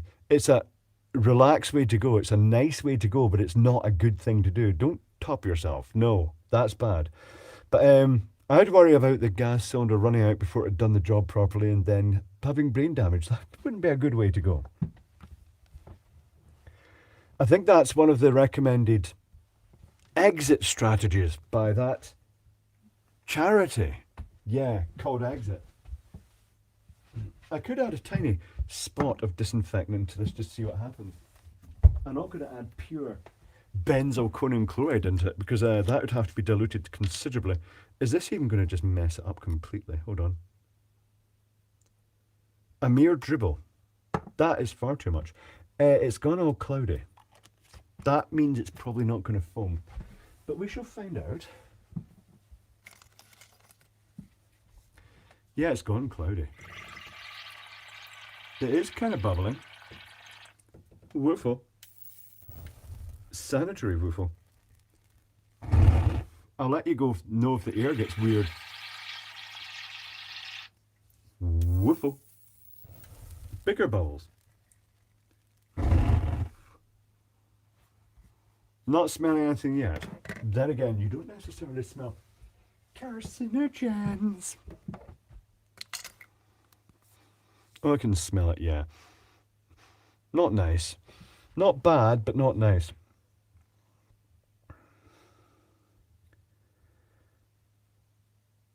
There's a video about pool shock on YouTube blowing up. Oh, okay. Pool shock's usually chlorine, isn't it? I'm not really sure. In Australia, they use nitrogen. Do they actually have euthanasia there? Nitrogen, anything but carbon dioxide and oxygen. Oxygen would be counterproductive. Carbon dioxide triggers your body's running out of air emergency system.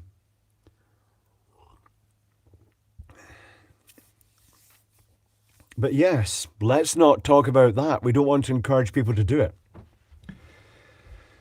If you're technically inclined, you will go through a dark moment in your life at some point, and you always come out okay the other side. So don't make rash decisions, because suicide is a temporary fix for a short-term problem. Not a good idea. Causes a lot of trauma to friends and family. You can still find 30% hydrogen peroxide useful as pool shock some places here. If you're going to do it in Huggies. Oh, of course, you let rip with all your poo, don't you? Yes, that's dignified.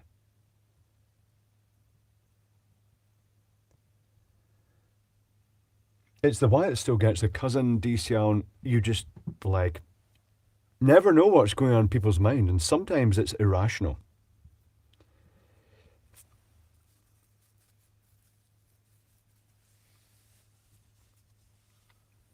It's not worth it. If you get thoughts in that direction, think about the fact that you probably actually contribute to society.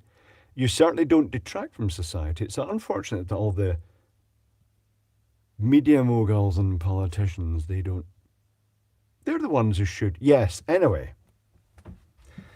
Change of subject. Having a messed up stomach can cause a dark place, Megavoltmeister. The urinary tract infection thing mentioned earlier on can cause weird abstractness. Anyway, dark subject, but worth bringing up every so often because, as I said, everybody seems to go through it, and some people have disappeared from that didn't deserve to disappear. They were useful, valuable people to society that should not have done it.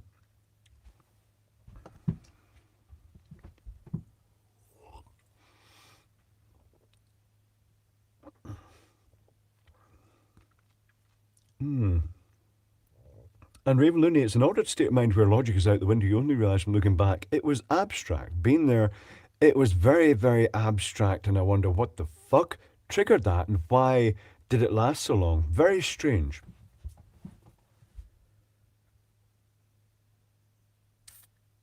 But very common. And during COVID, because of the stress and pressure it put on people financially, a lot of people did it and left families behind with just a terrible memory. It's not good. When you're going to make a video about the S98 Pro, when I've fully had it for long enough to actually be comfortable to make that, but so far I've not found any particular problem with it. It's been good so far. Megavoltmeister. No complaints about battery life. It's just only you charge it when the battery gets low. You don't have to worry about charging it every day like some fashion phones. It is a complete brick. It's huge, but that's fine. Any problems with it so far? No. The only thing is it's quite hard to hold, particularly when you're watching it at night or playing a vertical game or something like that, like solitaire, and holding it comfortably without actually touching the edges of the screen is tricky. What's this 98 Pro fan plan? Let me show you.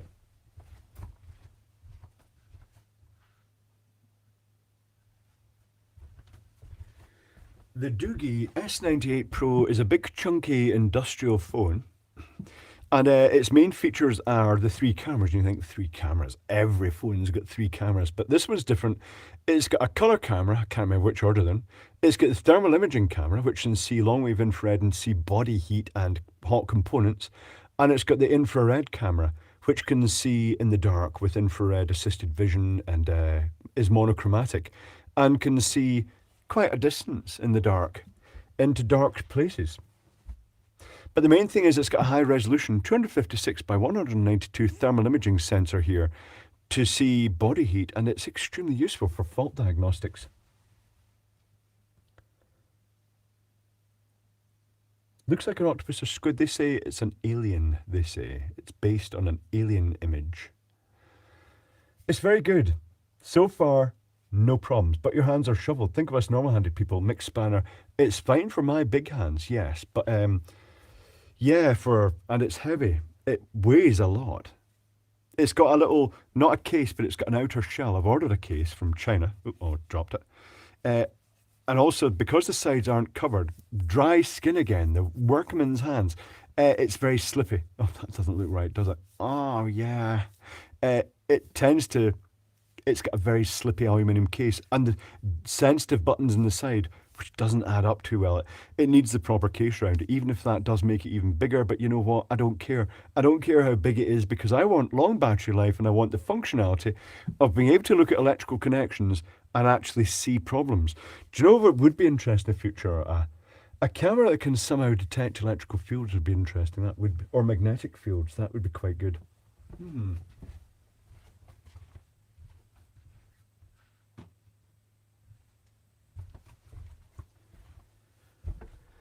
But as it is, that is worth the price of the entire phone, the infrared camera. It is, Rifleman, because the infrared camera on its own is about over £200. So that phone with one of those high-resolution sensors built in it is the InfiRay, is just gold. Clear silicon cases in Amazon Mixed Spanner, that's the one I've ordered, is the clear case. They say silicon, they're not. Well, unless they've got a silicon one, that'd be good. I'm guessing the one I've ordered is probably polymer. Does it fit in your pocket? Hold on, let me demo.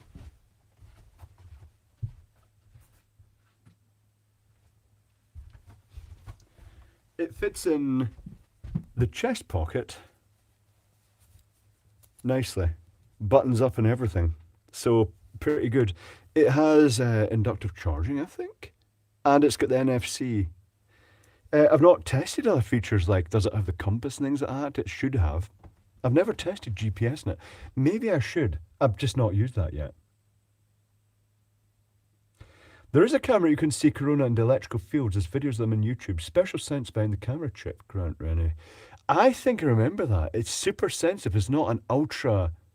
I wonder if the I wonder if the infrared camera would see that. Not sure.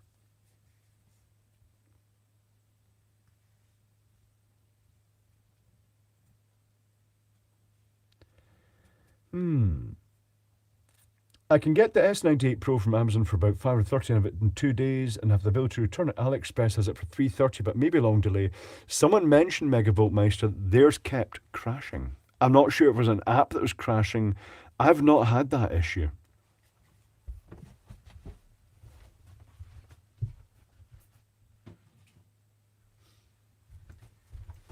It's also possible, because they're RF devices, that if they're not designed properly and you're in a remote location that it's having really struggling to connect to a cell beacon, its RF may go up to the level it interferes with its own circuitry.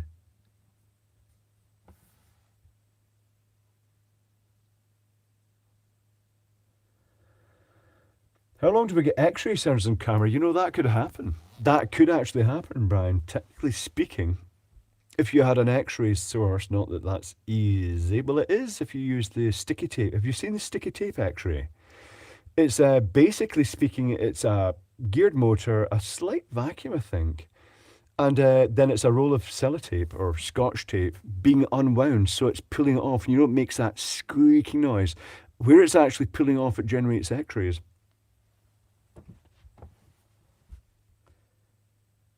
Very expensive. A UVC camera to see corona. That would be quite complex, Megavolt Meister. That would be complex.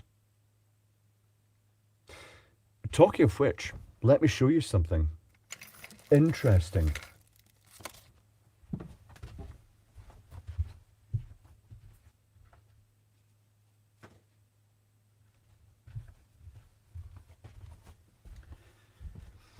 This is the little UV test card. Let's see if it works with this one.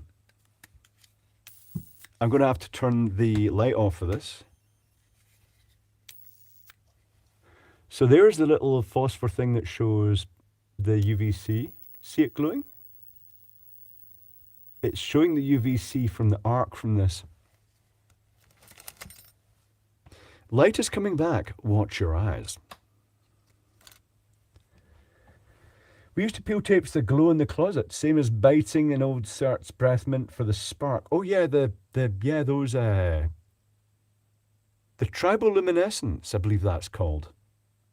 There was certain circular, like a polo mint, but not polo mint, that when you cracked them, they glowed. And if you get two bits of quartz, white quartz, and you chap them together in the dark, they'll pulse orange where they hit. UVC camera uses a very narrow band pass. It'll pass UVC. Is just that would be pretty complex. What is that lighter called? Light search one, plasma or arc lighter, but be aware that they're not very reliable. I've had two fail already because the little high voltage transformers in them flash over because they put them together without any regard for the fact that it's extremely high voltage they're using. My dad had a couple of chunks of quartz playing with triboluminescence in the dark matte Hilshire. They used to sell packs of bits of quartz for that, but it has to be in the real absolute pitch black. Grant Rennie says, people used to get X-ray doses from the old CRT monitors. If they were not set up correctly, they did emit quite significant X-rays.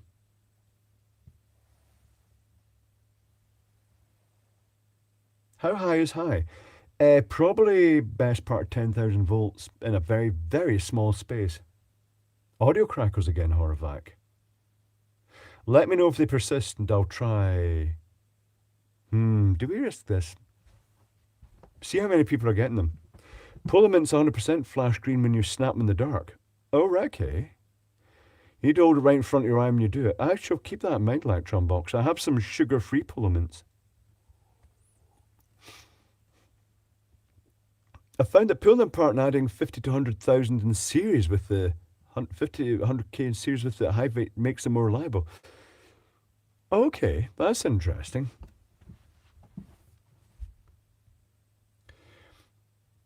Weren't the X-ray specs just bits of a feather, Al Banana? They were just basically, they defocused your eyes, didn't they? They were just two holes separately, so you saw two overlapping images. They were fake. I'm not, no crackles here. Might be just a local thing.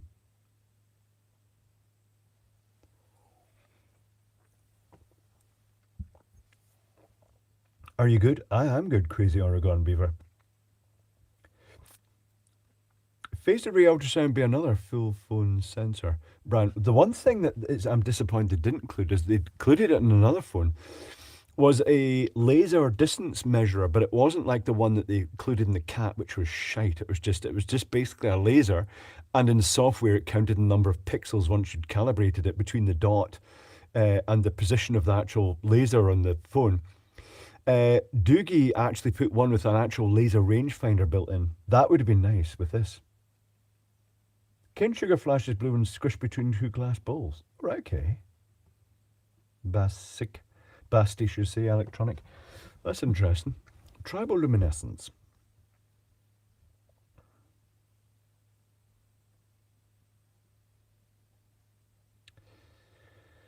Seen any good red portals recently? None at all, Ruparia, and I'm not even turning the light off, although I'm getting to bed.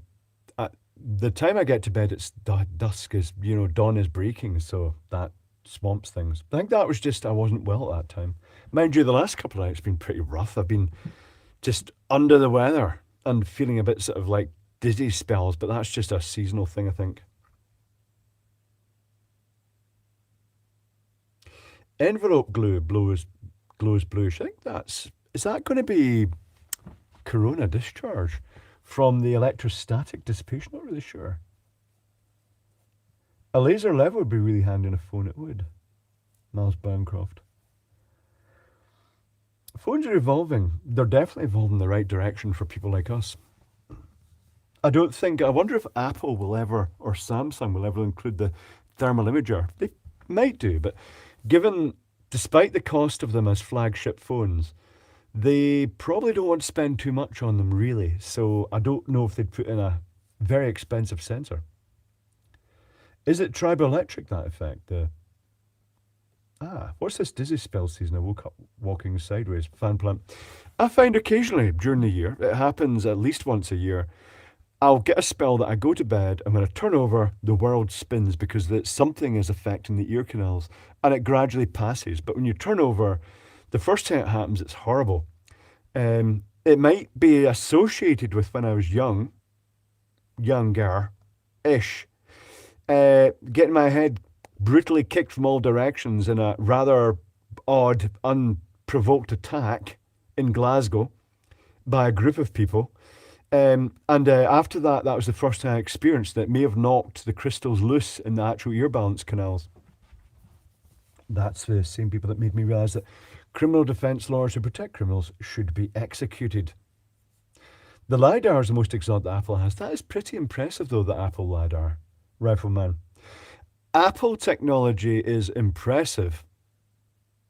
But did you see that recent video, how many bits are in the modern phone and how they hobble it if they detect that something's been changed? But they don't just say, you've changed a component, they make it look as though something's not working. That's particularly obnoxious. That's very unprofessional. Fuck Apple for that. Nice technology. Shame about their current management. Bit late tonight for me, says John Cattrall. Yeah, it is a bit late. That's all right, though. Brian says, doubt the big phone guys would add sense like that unless there's some sort of wider use for it. Just take a cut of someone's accessory by selling them MFI chips, indeed. OnePlus, was it? Was it OnePlus? Not sure, but they did include the infrared night vision sensor, but got in trouble for it because people pointed out you can look through ladies' underwear with it and stuff like that, or certain clothes will basically be transparent. You could look at their boobs. Well, Doogie apparently don't give a shit about that. So you can look at ladies' boobs if you want. I've never tried it, looking at ladies' boobs, but it can see through some fabrics.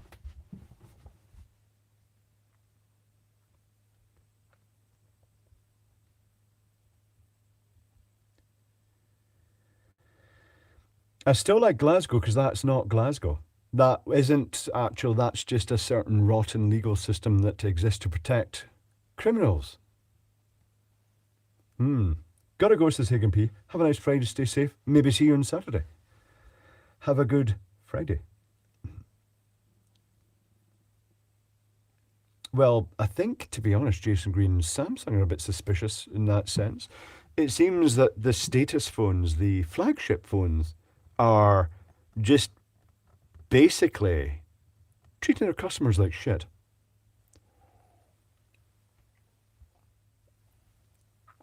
To me, the Doogie S98 Pro is a proper flagship phone. To me, that's like amazing. That is, to have a phone with such a big screen, its resolution is ridiculous. A good big battery for the long run time and all those features, plus like 2 different wavelengths of infrared camera built into a phone. Long wave and shortwave infrared is just stunning. That's just like the future. That's sci-fi right there. That's being able to look at people and say, well, I'm not going near him because he's running a temperature.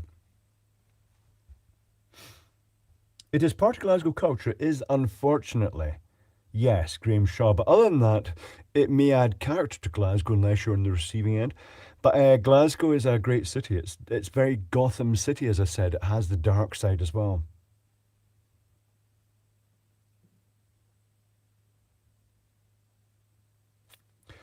Ophel Corona, camera system is like 22,000. Yeah, but Megavoltmeister, keep in mind how much thermal imaging used to cost.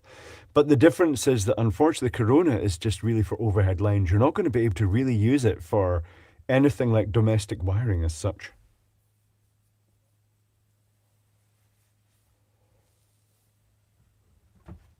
Jace Greed says, I had nothing but Samsung years back, phones, laptops, tablets, no more.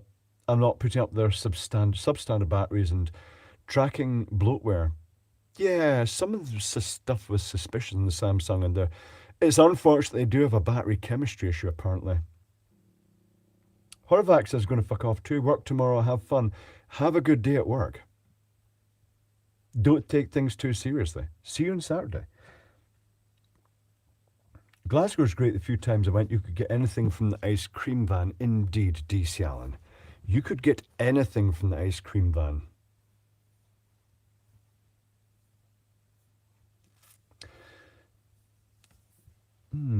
So what else has been happening? What else have I got recently? I'm going for a pee. I was trying to think, what else do I cover now? I need a pee. So talk amongst yourselves. I'll be back in a moment.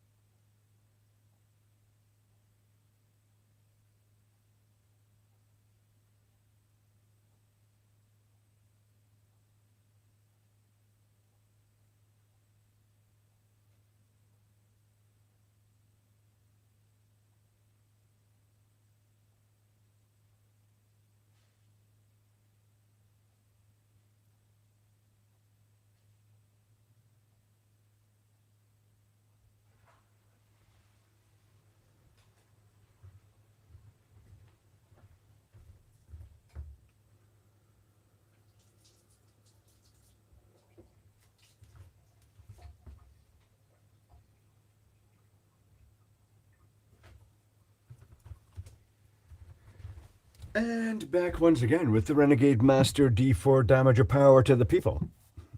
Very good turnout for a Thursday quiet stream, is it? Hold on. 120 is pretty good. Things worthy of note, the arrival of my doctorate. P didn't used to take that long. It was a very big P run on it, and I wasn't really rushing. Did you do a test strip? I didn't. I could have pissed right down the test strip and done a real test, but that's all right. It could be called the Patreon stream. That is correct. My Apple XR iPhone needs a new battery. I do it myself. The software says does not recognize battery, or will it just brick?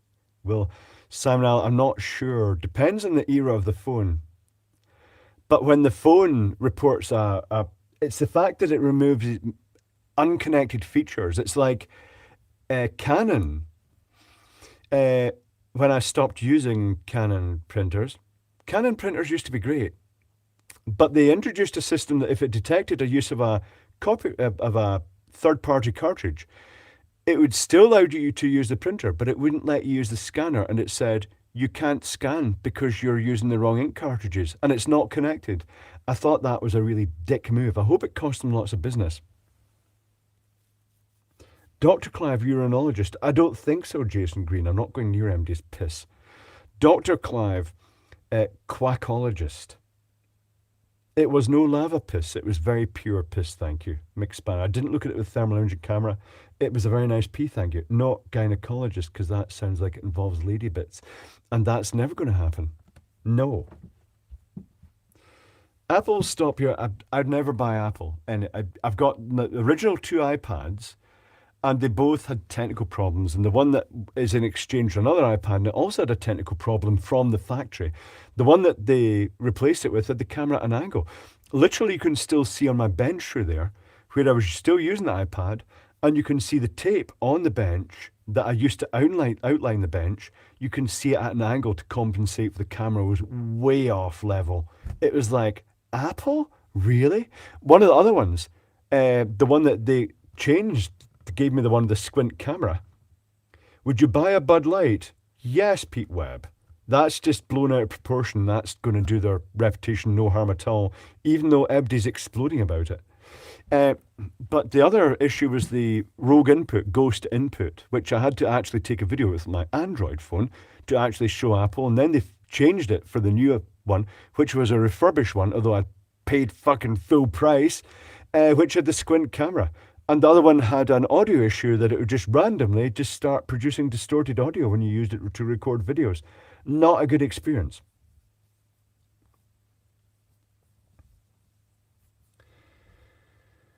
Ah. And of course the HP with their, you subscribe to the Ring and they post it out to you on a regular basis. But as soon as your subscription expires, the ink you've got stops working. Fuck that shit. Was it BMW or Mercedes who you had to subscribe to heated seats? No. Clive, Bud Light or any of their beer is shit. Probably is, not really sure. I've drunk Budweiser. Is that the same stuff? Probably. BMW. What the fuck did you just say? BMW made the heated seats in their cars subscription based, and if you didn't pay the subscription, your seats stopped heating. That's called dickheads. BMW Rent-A-Heat, yeah. Maybe they could do it with the steering wheel. Your subscription's expired, your steering wheel doesn't work. Bang! Maybe the brakes, maybe they could take the brakes off. It's completely unconnected features that they hobble, and that's what Apple's doing. So fuck BMW and fuck Apple for being wankers. There you go. Oh, the alcohol's kicking in, isn't it? But true. Toyota's talked about the same subscription thing. IPAF, International Powered Access Federation, are talking about you having to sit their course on a regular basis to get a card. And if you don't touch your card to the cherry pickers, they won't start. I think they've started implementing that. Well, if I come across that, maybe we can find a way to bypass that. Because fuck IPAF.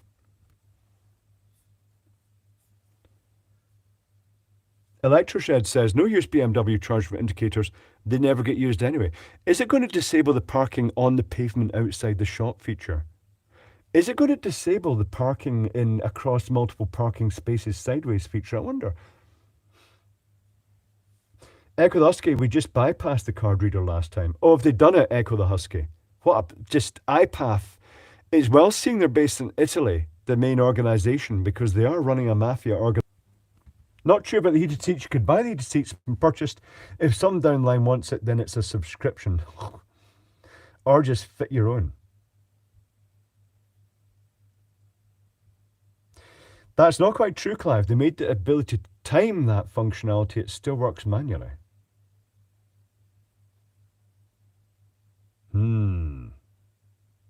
Anyway, these things are designed to be bypassed. They have the RFID chip in the IPAF cards. They started that about 8 years ago. I haven't renewed my IPAF card because, well, there's no point. There is an organisation at Isle of Man trying to push, and their equivalent of the ECS card in the Isle of Man that looks worthless, and they're saying, it's only £10, apply now, MD can get one with minimal qualifications. And then I said, how long does it last? And they said, 3 years, and then you'll have to resubscribe, and how much is it going to cost then? Too many useless people. I'm getting angry now. That's the alcohol.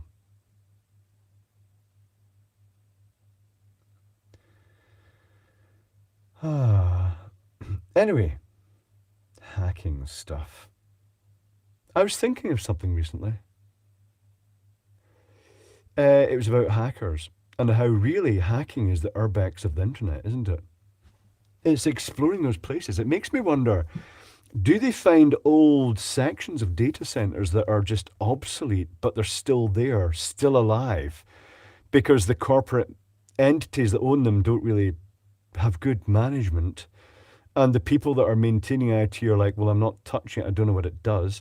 And there's literally ancient urbex data center sections that can be explored.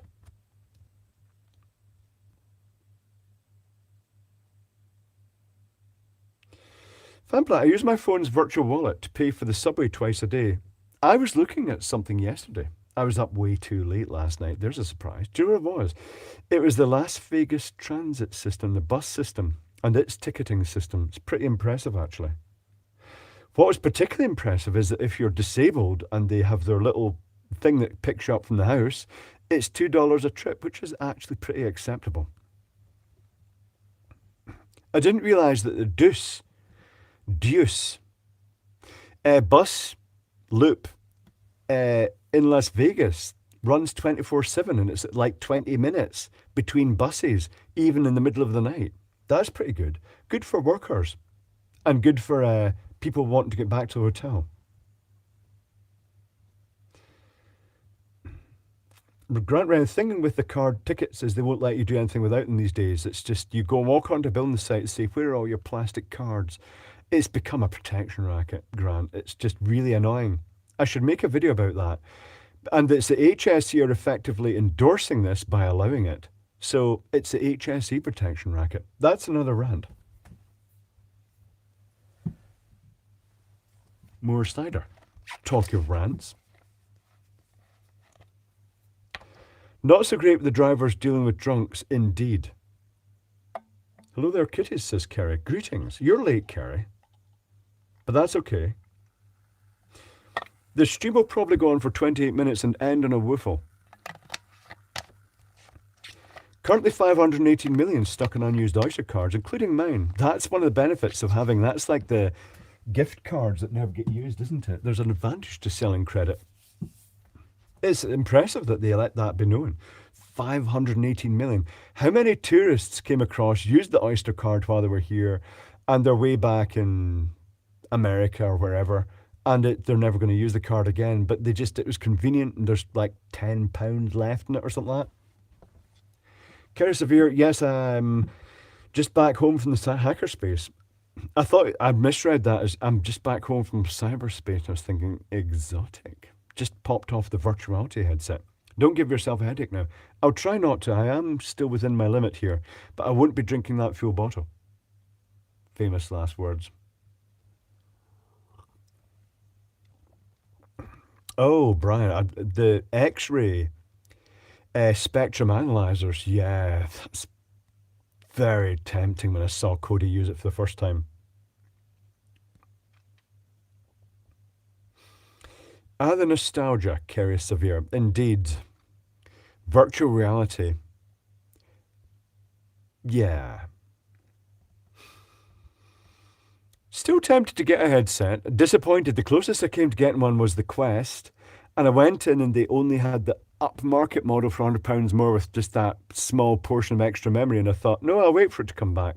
The other one to come back available. Then it came back available for £100 more. So I decided, no, I should have just got the more expensive one. So I didn't bother. I've still got my Boston Charlie card, Grant Rennie. I see. I've still got my French carte orange, the orange card for the transport system, but it's got no credit on it. Wow. How long have I had that card? Well, the rides I worked on have been rethemed. That's how long. VR is disappointing right now. It's evolving, Numi. I still think that my idea of VR would just be a virtual environment, a Bob Ross landscape you could just gaze into while sipping your cider and just escaping from the world.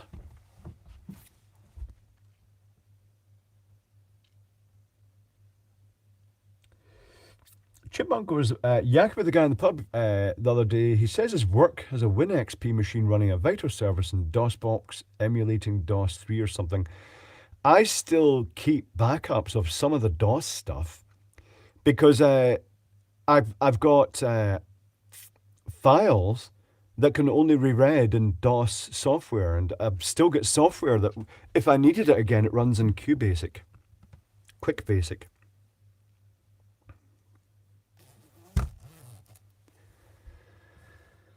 Steven Seagal has the Oyster card from my 2008 London trip here. No funds in it, but want it as a souvenir. Absolutely. Well, some lumberjacks chop wood, says DCM. That's random. Oh, yes. Yeah, in the virtual environment. Yeah. VR has been a boon for furries, it seems, Brian. I've seen the furries having virtual meetups in their fur outfits in VR environments, yes. I hear, Clive, DOS. It was a bit of a shell shock, Graham Shaw. It was a hard transition going from the ZX Spectrum to the QL, similar interfaces, a bit harder the QL, and then going to a PC with DOS, and it was like, fuck, what do I do? It's the box, nothing's working. Command prompt. It didn't fill in all the keywords for you. Tough. By the time I'd finished, I was running my whole system off a menu with batch files. He's a lumberjack and he's okay indeed. Oh, talking of which, I'll show you my new hat.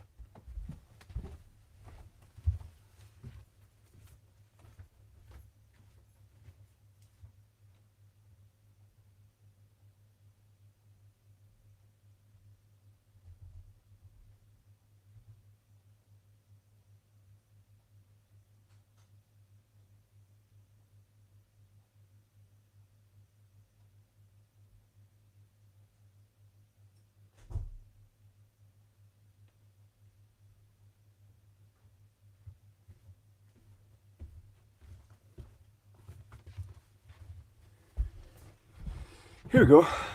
I wouldn't actually wear it out, and I don't think it's actually a Browning hat, as in like the Browning, the company in America. I don't think it's official. But I liked it, so I bought it. It's a bit loud, and I've no great desire to go out hunting. But it's got a strong feeling of Americana to it. The Blaze hunting hats with the Browning logo on it. Browning. Probably fake. Probably China Browning. I got some camouflage hats in the past. It is a bit loud, but that's what they wear in China, in America when they go hunting. Because apparently the animals can't see the orange, their monochromatic vision, and it lets them blend into the foliage with their hat. But they can see each other so they don't accidentally shoot each other. Always like shell scripts and POSIX compliance systems. Not sure Kerry is severe about that. It is deafeningly loud, yes. A toast. It is. It's past the Yugaminian time. Lightbox logos and Furbear. Could do, yes. 2 Lightbox logos and Furbear. And Michael Thompson.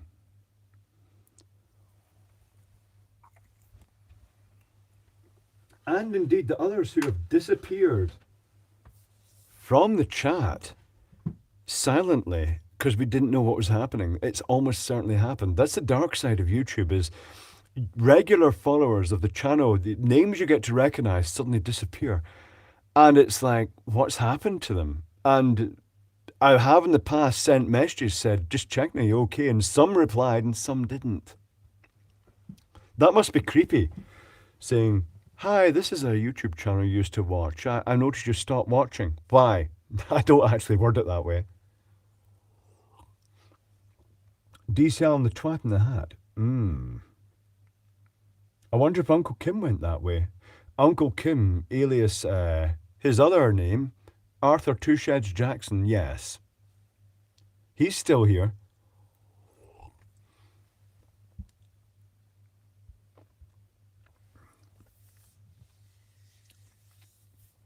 Kira Zavir, depressed as always, but more creative than usual lately. Um, Depression. I've never really understood why people get long-term depression. It does turn out that there may actually genuinely be chemical deficiencies in the body that cause that. When I go, I'm coming back to haunt the stream, says Pete Webb. Do you do that? DCM but not shadow banned. Nobody is banned. On the, at the moment, I don't think MD's banned on the live channel.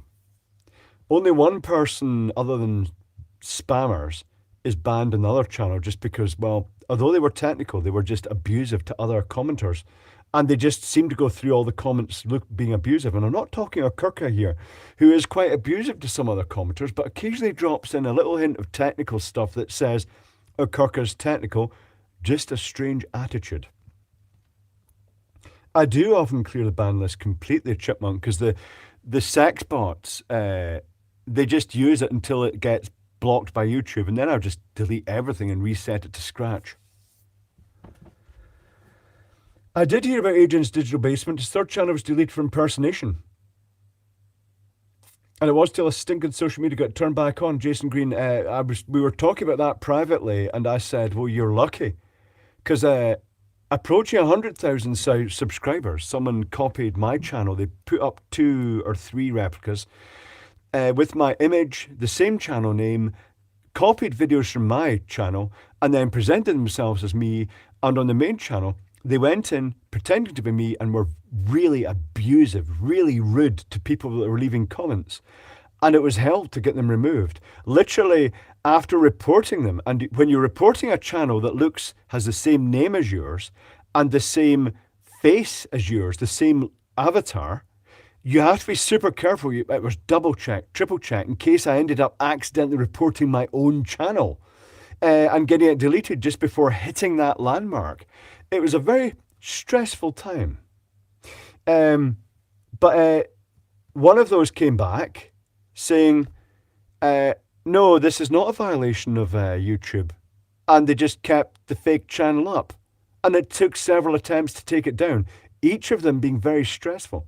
It wasn't a pleasant time. Really abusive proves it's not you, though, that people who were new to the channel didn't know that.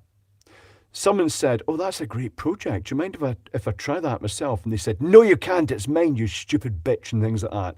It was really, and then I had to delete those. All I did was each time that person faking me, I had to keep an eye on the comments that were happening, which I do anyway. I still go through every single comment, and I had to block them. It was bad. The same person set up a Twitter account, bigclive.com, with my face, pretended to be me, and then came on pretending to be me with one of the fake accounts and invited Eb to join my Twitter channel. And that was hard to get taken down. I had to open a Twitter account to actually, and submit passport details and everything. Really unpleasant to get that channel blocked. And then later on I thought maybe I should have a Twitter. When I went to try and use that channel and claim it as my own, their forms for doing that were so bloated and so detached from reality it didn't happen, which is probably just as well. Twitter's a waste of space. You can block that channel, but it's still there. But what they did at the time was pretty unpleasant. Why do people do shit like that? Empowerment, Graham Shaw, because they've got nothing else to offer. But that was annoying. But just one of those things. These things happen from time to time. YouTube is not a smooth journey. I've still got videos that are demonetized completely because they were debunking really unpleasantly fake products that came with software that could have been malware. And the people putting that malware out, those products, blanket reported my channel on that video for being not child safe because it actually demonetizes. It reduces its audience to their target and also demonetize the video completely. Kara Severe, fortunately I don't have sleep problems. This is good.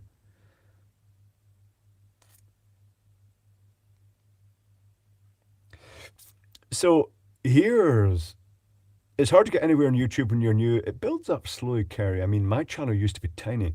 Uh, One thing to remember if you're a YouTuber is don't take anything like this seriously. You're going to have to learn to be robust against assholes and just ignore them. Don't engage with them. Trolls, like they're doing it for attention. Just ignore them. Kerry Severe, I'm not even 500 subscribers, though I got back to making videos lately. Do you know, here's the horrible truth. See if your channel is super technical, you're going to get less uh, subscriptions than a channel that is just bullshit, that caters for the general mass population. This is why one of the biggest technical channels is Electroboom, because he caters for a wider audience. It's not just technical people. A lot of people just tune in to see him blow himself up. And see what I did earlier on this stream, if you were about when I did that. I stuck a urine test strip into cider to see what it read.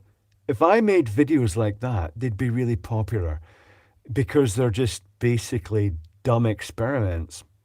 But the more technical they are, the smaller audience. And it's like, it's exponential. If the super specialist technical channels have the tiniest audience, which is not great. But that's the reality.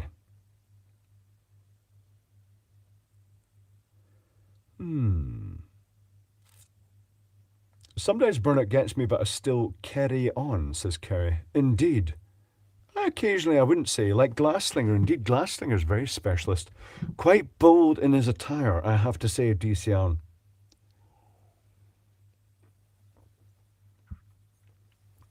That's why I like to slip in wildcard videos every so often, because like it just broadens the appeal.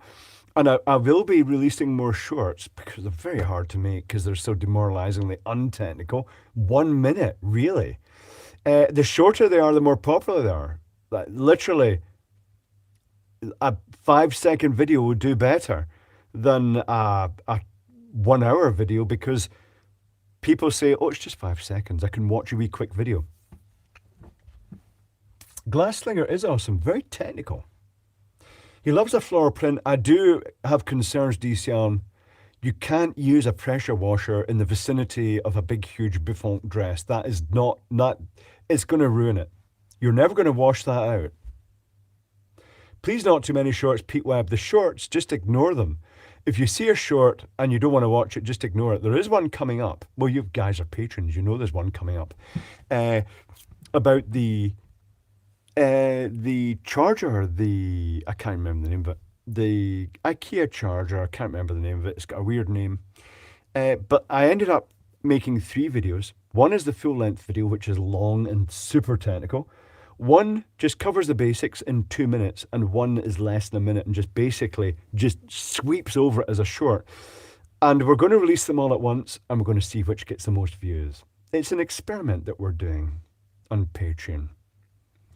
I'll release that soon. Smahagel, that's it, Small Hail. Why did they call it Small Hail? Or is it Smahagel? The full video is much better than the 2 short ones, Echo the Husky. Time will tell, Echo. We'll release them fairly soon, and we'll release them all at once, and we'll see what happens. It's going in the bin after jet washing parts. The big Nixie tube we did was great. Didn't work out perfect, but good enough, DCL.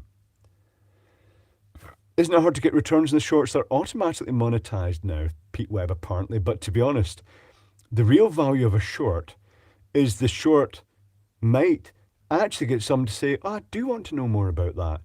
And they'll go and look at my other videos. Or the fact they viewed my short means that YouTube might start promoting my videos to them. So there may be an advantage that way.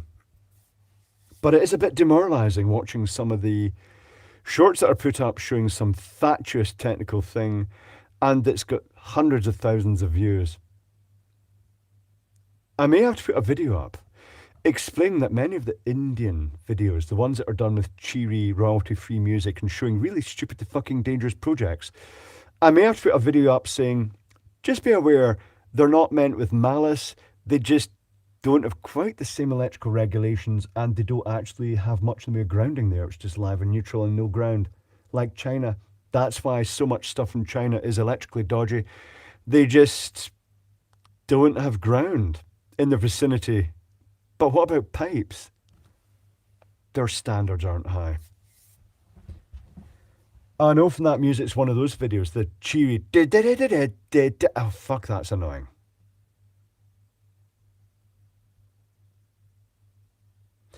Yes. Twist the wires together and then stuff them in the back of it, and then you can handle it and you can poke electrical connections. It's 12 volts, but it is live at 240 volts, but I will not mention that. You can find that out yourself when you touch something grounded. It's like, so many views. How many people tried that? And then this is what happens. Then YouTube says, oh, well, obviously, projects involving electricity are dangerous. And that's why the technical YouTubers go through occasional spells of getting demonetized because they say, oh, their video must be dangerous as well as these Chinese and Indian ones. They're not. Bloody hell. Alcohol.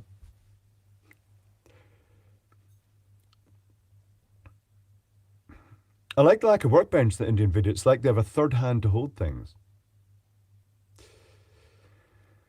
Yeah.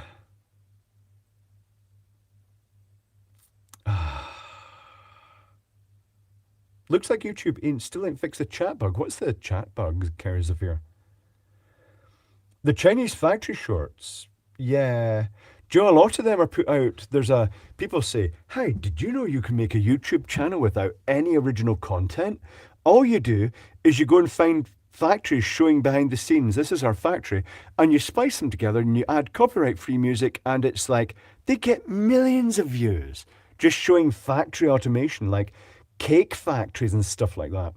I'm going to have to not bend my head back too much. You can see the thinness of my beard. That's all right. Maybe I'll just put the zip up. There we go. Sorted. And I'll grow the beard thicker. There's an Indian guy that does idiot-proof how-tos. That's not so bad, eh, Brett? The Indians, I mean, they're technical. I've got loads of time. Do you know I found out that my videos early on are used as part of the Indian educational curriculum? Maybe that's why they're so dangerous. And I'm fine with that. Is beard going bald? It's not. It's the fact that the funnel shave kind of like removes, this stuff at the back is short. And if I did the funnel, but then actually just went square back, it'd be deeper and it'd be more thicker and hide the neckline. Beard looks fine, don't catch it in the zipper, fan plant. Timely rant about Carhartt overalls. What is it about Carhartt overalls? The iconic American brand that destroys beards. Those little clips on the straps snag long beards. Or quote, it's AC superiority is not important. Yes, it is, Craig Matthews. That's a lot of European countries as well. They say, it's not a polarised plug. Why should we bother which one the fuse gets put on? Because in the UK... Need a special beard cutting funnel. Maybe I should 3D print one. Not if you plate the thing. DCR, what?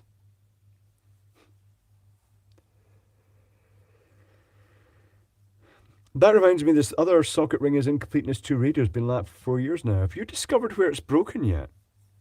I suppose the way to find that out is to go to the distribution board, lift one of the phase connections out to the ring, and then just plug things in and see where it ends.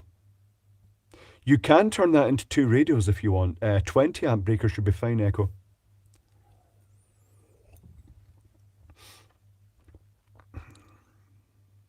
Depends what they're using your videos for. Peter Grant, they're using technical basics and showing reverse engineering and stuff like that, which is good. The brass hooks are good except for beards. Yes, fan plant. They snag the beards in the clips. Yeah, it's broken where I didn't finish wiring it. Oh, Echo the Husky, you didn't. So you know fine well where it's broken. You could turn it into two radios if you want. That is so part P, Echo. Of all the colours of LEDs that are currently available, which one is your favourite colour, Electron Box? It's the quite hard to find between the 470 nanometer blue and the 395 to 405 near ultraviolet. It's the point that blue is just going into the deep violet spectrum, and it's still bright, but it's extremely psychedelic. I like that colour. But I also like the super rich warm, roughly 650 to 635 nanometer red, which is super rich and warm. I have a habit that when I find a new YouTube channel, I try to guess where they're located based on accent, Matt Heelshire says. Yes. People think I'm Irish for some reason. Or English. You could get millions of views doing those stupid reaction videos, just screaming at the camera after the dumb deadly stuff in those vids, Craig Matthews. Reaction videos are just demoralizing. I've seen the Fanny Flambeau reaction videos, and it's very clear that they've watched the video before and then they just go, no, and just fake it. And it's like, oh, for fuck's sake. Alcohol. So node system, both lines were live at 170 ground. What, Chipmunk? That's like America. I wish you'd gotten those hex-shaped LEDs, Kevin Hardesty. I fancied the hex-shaped ones, but it's the fact the listing showed one and had a price for 1,000 made me just wonder. I don't want to spend 1,000 LEDs worth of money and get sent one LED. We've finally managed to make a decent inductor symbol out of Béziers, Raven Looney. Ah. Is your blue neutral bonded to a ground rod over there? Fan plant. Technically speaking, depending on the electrical system, the blue neutral is referenced to Earth.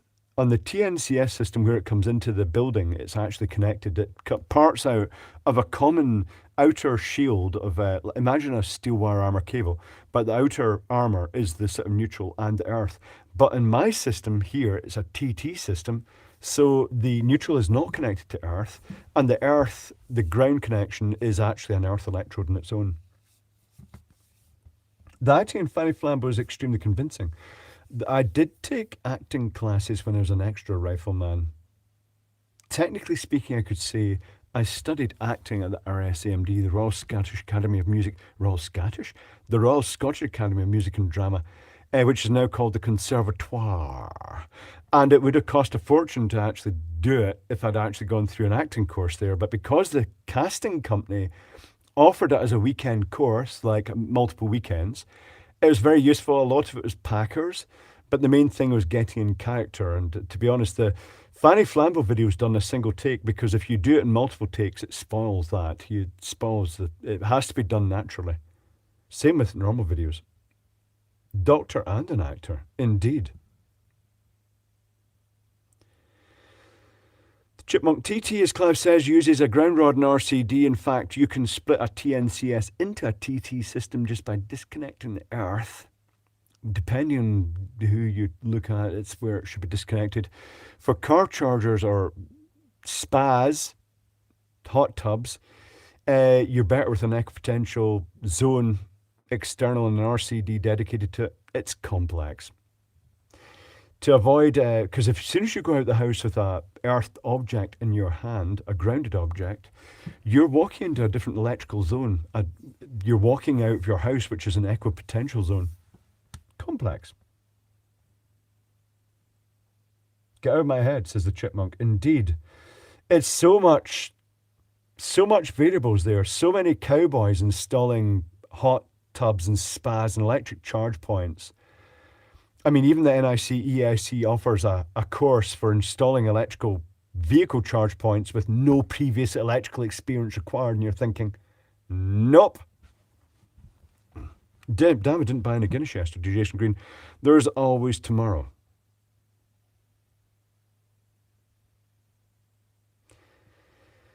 See, equipotential, you're giving me flashbacks to physics lessons, electric fields, indeed. Rube Pyrie.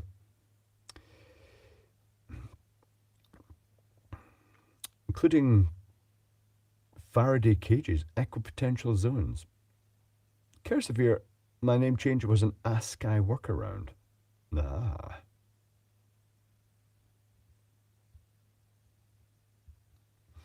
The chipmunk exporting the earth in a TNCS requires you to use a local ground earth rod or establish local epipotential zone using a ground map. But here's the thing, chipmunk. If you've got a wire armor cable running out, which end of the armor do you connect to ground? Do you connect it to the TNCS system and then isolate the other end? Or do you connect it at your earth rod system? Tricky. The same applies to audio equipment. Lifting the ground is misinterpreted in the audio industry. A lot of people cut the earth wires off electrical equipment in the audio industry, which is just bad news. What lifting the ground actually means lifting the screen of a balanced audio cable, but you lift it at the source end and not the actual receiving end. The receiving end carries the screening out to avoid the hum, but you lift it at the source end. It's quite complex.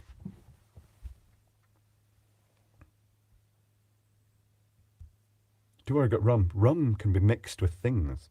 Liz says, what's the time? It's woofle time. It also means it's nearly the end of the stream. But since it crept up in me there because we were enjoying a conversation, to the point I'm actually going hoarse, am I being ranting? Yes, probably. That's cider for you. Woofling, it'll go on a wee bit longer. It goes on longer than the public streams. It's smaller, it's more personal. But do you notice how many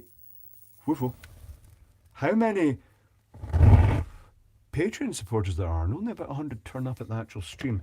That might be a time zone thing. Oh, I've just spotted something. I've just spotted that this fake blingy ring is actually transparent at the back. It's got loads of little holes there. These are well engineered. Let's shine a light through it.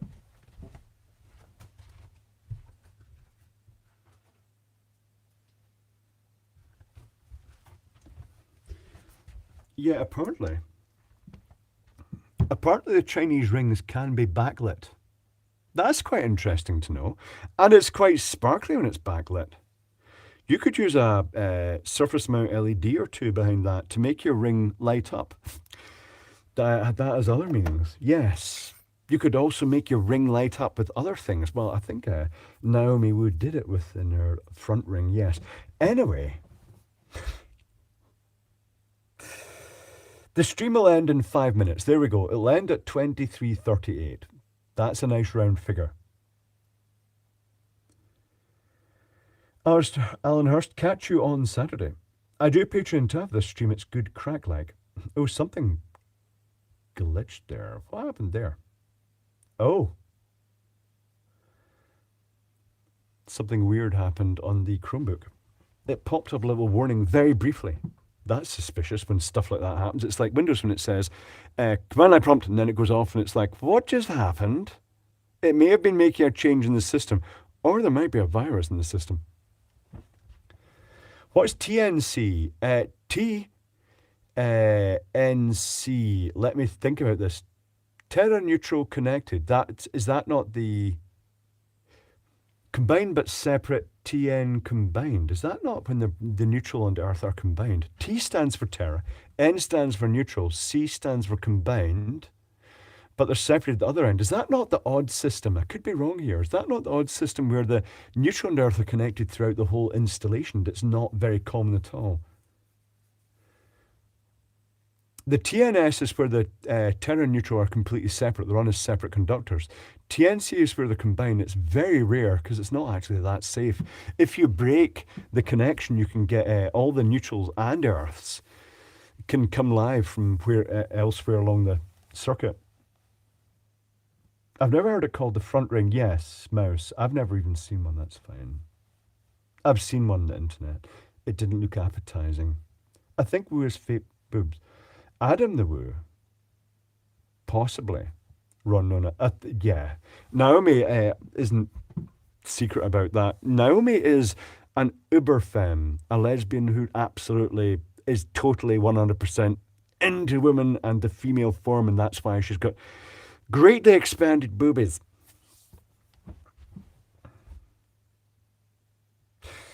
Chipmunk says, TNC is the neutral and earth are combined, even in installation. The main example I think of is electric trains. Yeah, it's kind of rare. It's not really used in residences, though. I think Way back in the past, a utility company did it in their offices just as an example of it being done, but it's not a good idea. It's very rare.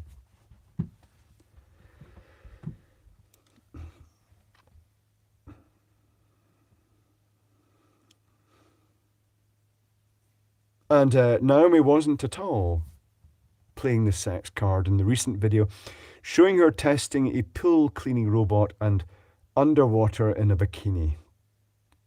Fine, it's getting her views, she's doing the right thing. They're only liable to have cables concentric when they're outer.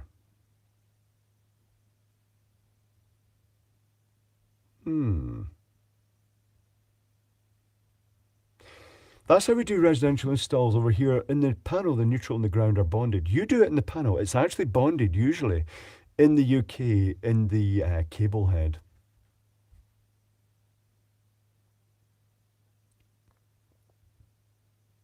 TNCS is actually a terrible idea, Sean Tremaine, even though it's very widely used, protective multiple earthing. It is a terrible idea because if you've seen the cable joints and they put a little a copper strip across and then use springy steel bands to press that copper onto the steel braid, it means that obviously, like, they're dissimilar metals. It does end up causing a bad connection. Then they burn up, and then everything in the house becomes live. The power goes down, everything in the house becomes live, all the metalwork with respect to ground. And that's particularly, it's happening a lot in Australia where a lot of people are barefoot. A little girl running up to use the outside tap to get a drink of water, and she's standing on the ground. The tap is effectively live. It's not a great thing. I would have preferred separate neutral and earth throughout the whole system, to be honest. Or just go TT. Now, those constant force springs should be buried within the resin. Yes, I see it's going to seep in between. It just seems terrible. Doesn't seem a good idea. Craig Matthews, just look at those DIYers doing tutorials. Well, you can run a 2-core flex the faceplate, connect both earth and neutral to neutral or live. Who cares? It's AC polarity. There are shit videos, but there's also, if you look at the NICEIC's video saying, don't look at any YouTube videos showing electrical work. It's dangerous. And then it shows a guy showing, oh, I'm connecting a socket today, and then it goes bang, and he's going, oh, I got an electric shock. And they've disabled comments. People are saying, you're fucking ring pieces. They are the reason for de-skilling of the electrical industry, and there's lots of really good electrical channels on YouTube that actually teach you proper electrical installation far beyond the NICEIC levels. That's another rant. Will I end in a rant? I'm ending in a rant, haven't I? It does seem god-awful, yes. Okay, low impedances. Like, I've gone into old theatre installations, all copper throughout, but you're doing electrical tests from the lighting bars back to the plugs that go into the dimmer racks, and they're all wired solid copper. But all the connections that tested so perfectly in the past are now showing values that would actually fail electrical tests, because it doesn't. The electrical tests work when you've done a new installation. If you go back to one 5 years later, those resistance readings will have changed because of interconnection resistance changes of where copper is against brass. It's not that easy. Used to have to use MICC for TNC. They used a 1-core version of the system. I've never seen a 1-core MICC Equidoscopy. You've obviously seen more than I have here. I should set up a T circuit at some point, Domright. I've got one here. I didn't see it. Nick Bundy has had a beard transplant. Nick Bundy is young. Maybe he should have had a bit more patience, because I couldn't grow a beard properly until I was in my late 30s. And then it just suddenly took off. The one thing people seem not to understand in the UK, you can't work to tutorial from India, China, America. I don't blame them. It's made the whole world uniform, and you can even order the components for countries where standards are lower. It's a bit tricky. Could execute the NICEIC, Graham. They're just money motivated. They have no grasp of technology at all. They're just profit motivated. This is why we do periodic inspections every 10 years. Periodic. Even then, they're going to fail those 10-year inspections. I think the reason for the 10-year inspection is to say, it's failed, you're going to need a rewire. Do you watch Matt's Off-Road Recovery? I don't. Does he have a beard? Shallow. Oh yeah. Jace Green, they shouldn't put push-in terminals if they're not proper push-in terminals like Wago on the sockets. That's just laziness. But anyway, the stream should come to an end now before I go off on a super wild rant. But it's been interesting. It's covered many technical topics. But in the meantime, Dr. Clive is signing off. Maybe I'll call it Dr. Clive's Miracle Stream, the next one, the Saturday one. I've seen a house where the earth was floating, says Craig Masters. The D owners neglected to fit the bond in the service head. That's a downfall of the system. You wonder if it was tested. But anyway, it is time to retire to my bench to do technical stuff. Which NSC certification do you have? Jace Green, if I work for a company that's NSC EIC approved, I am NSC approved, but if I don't, I'm not.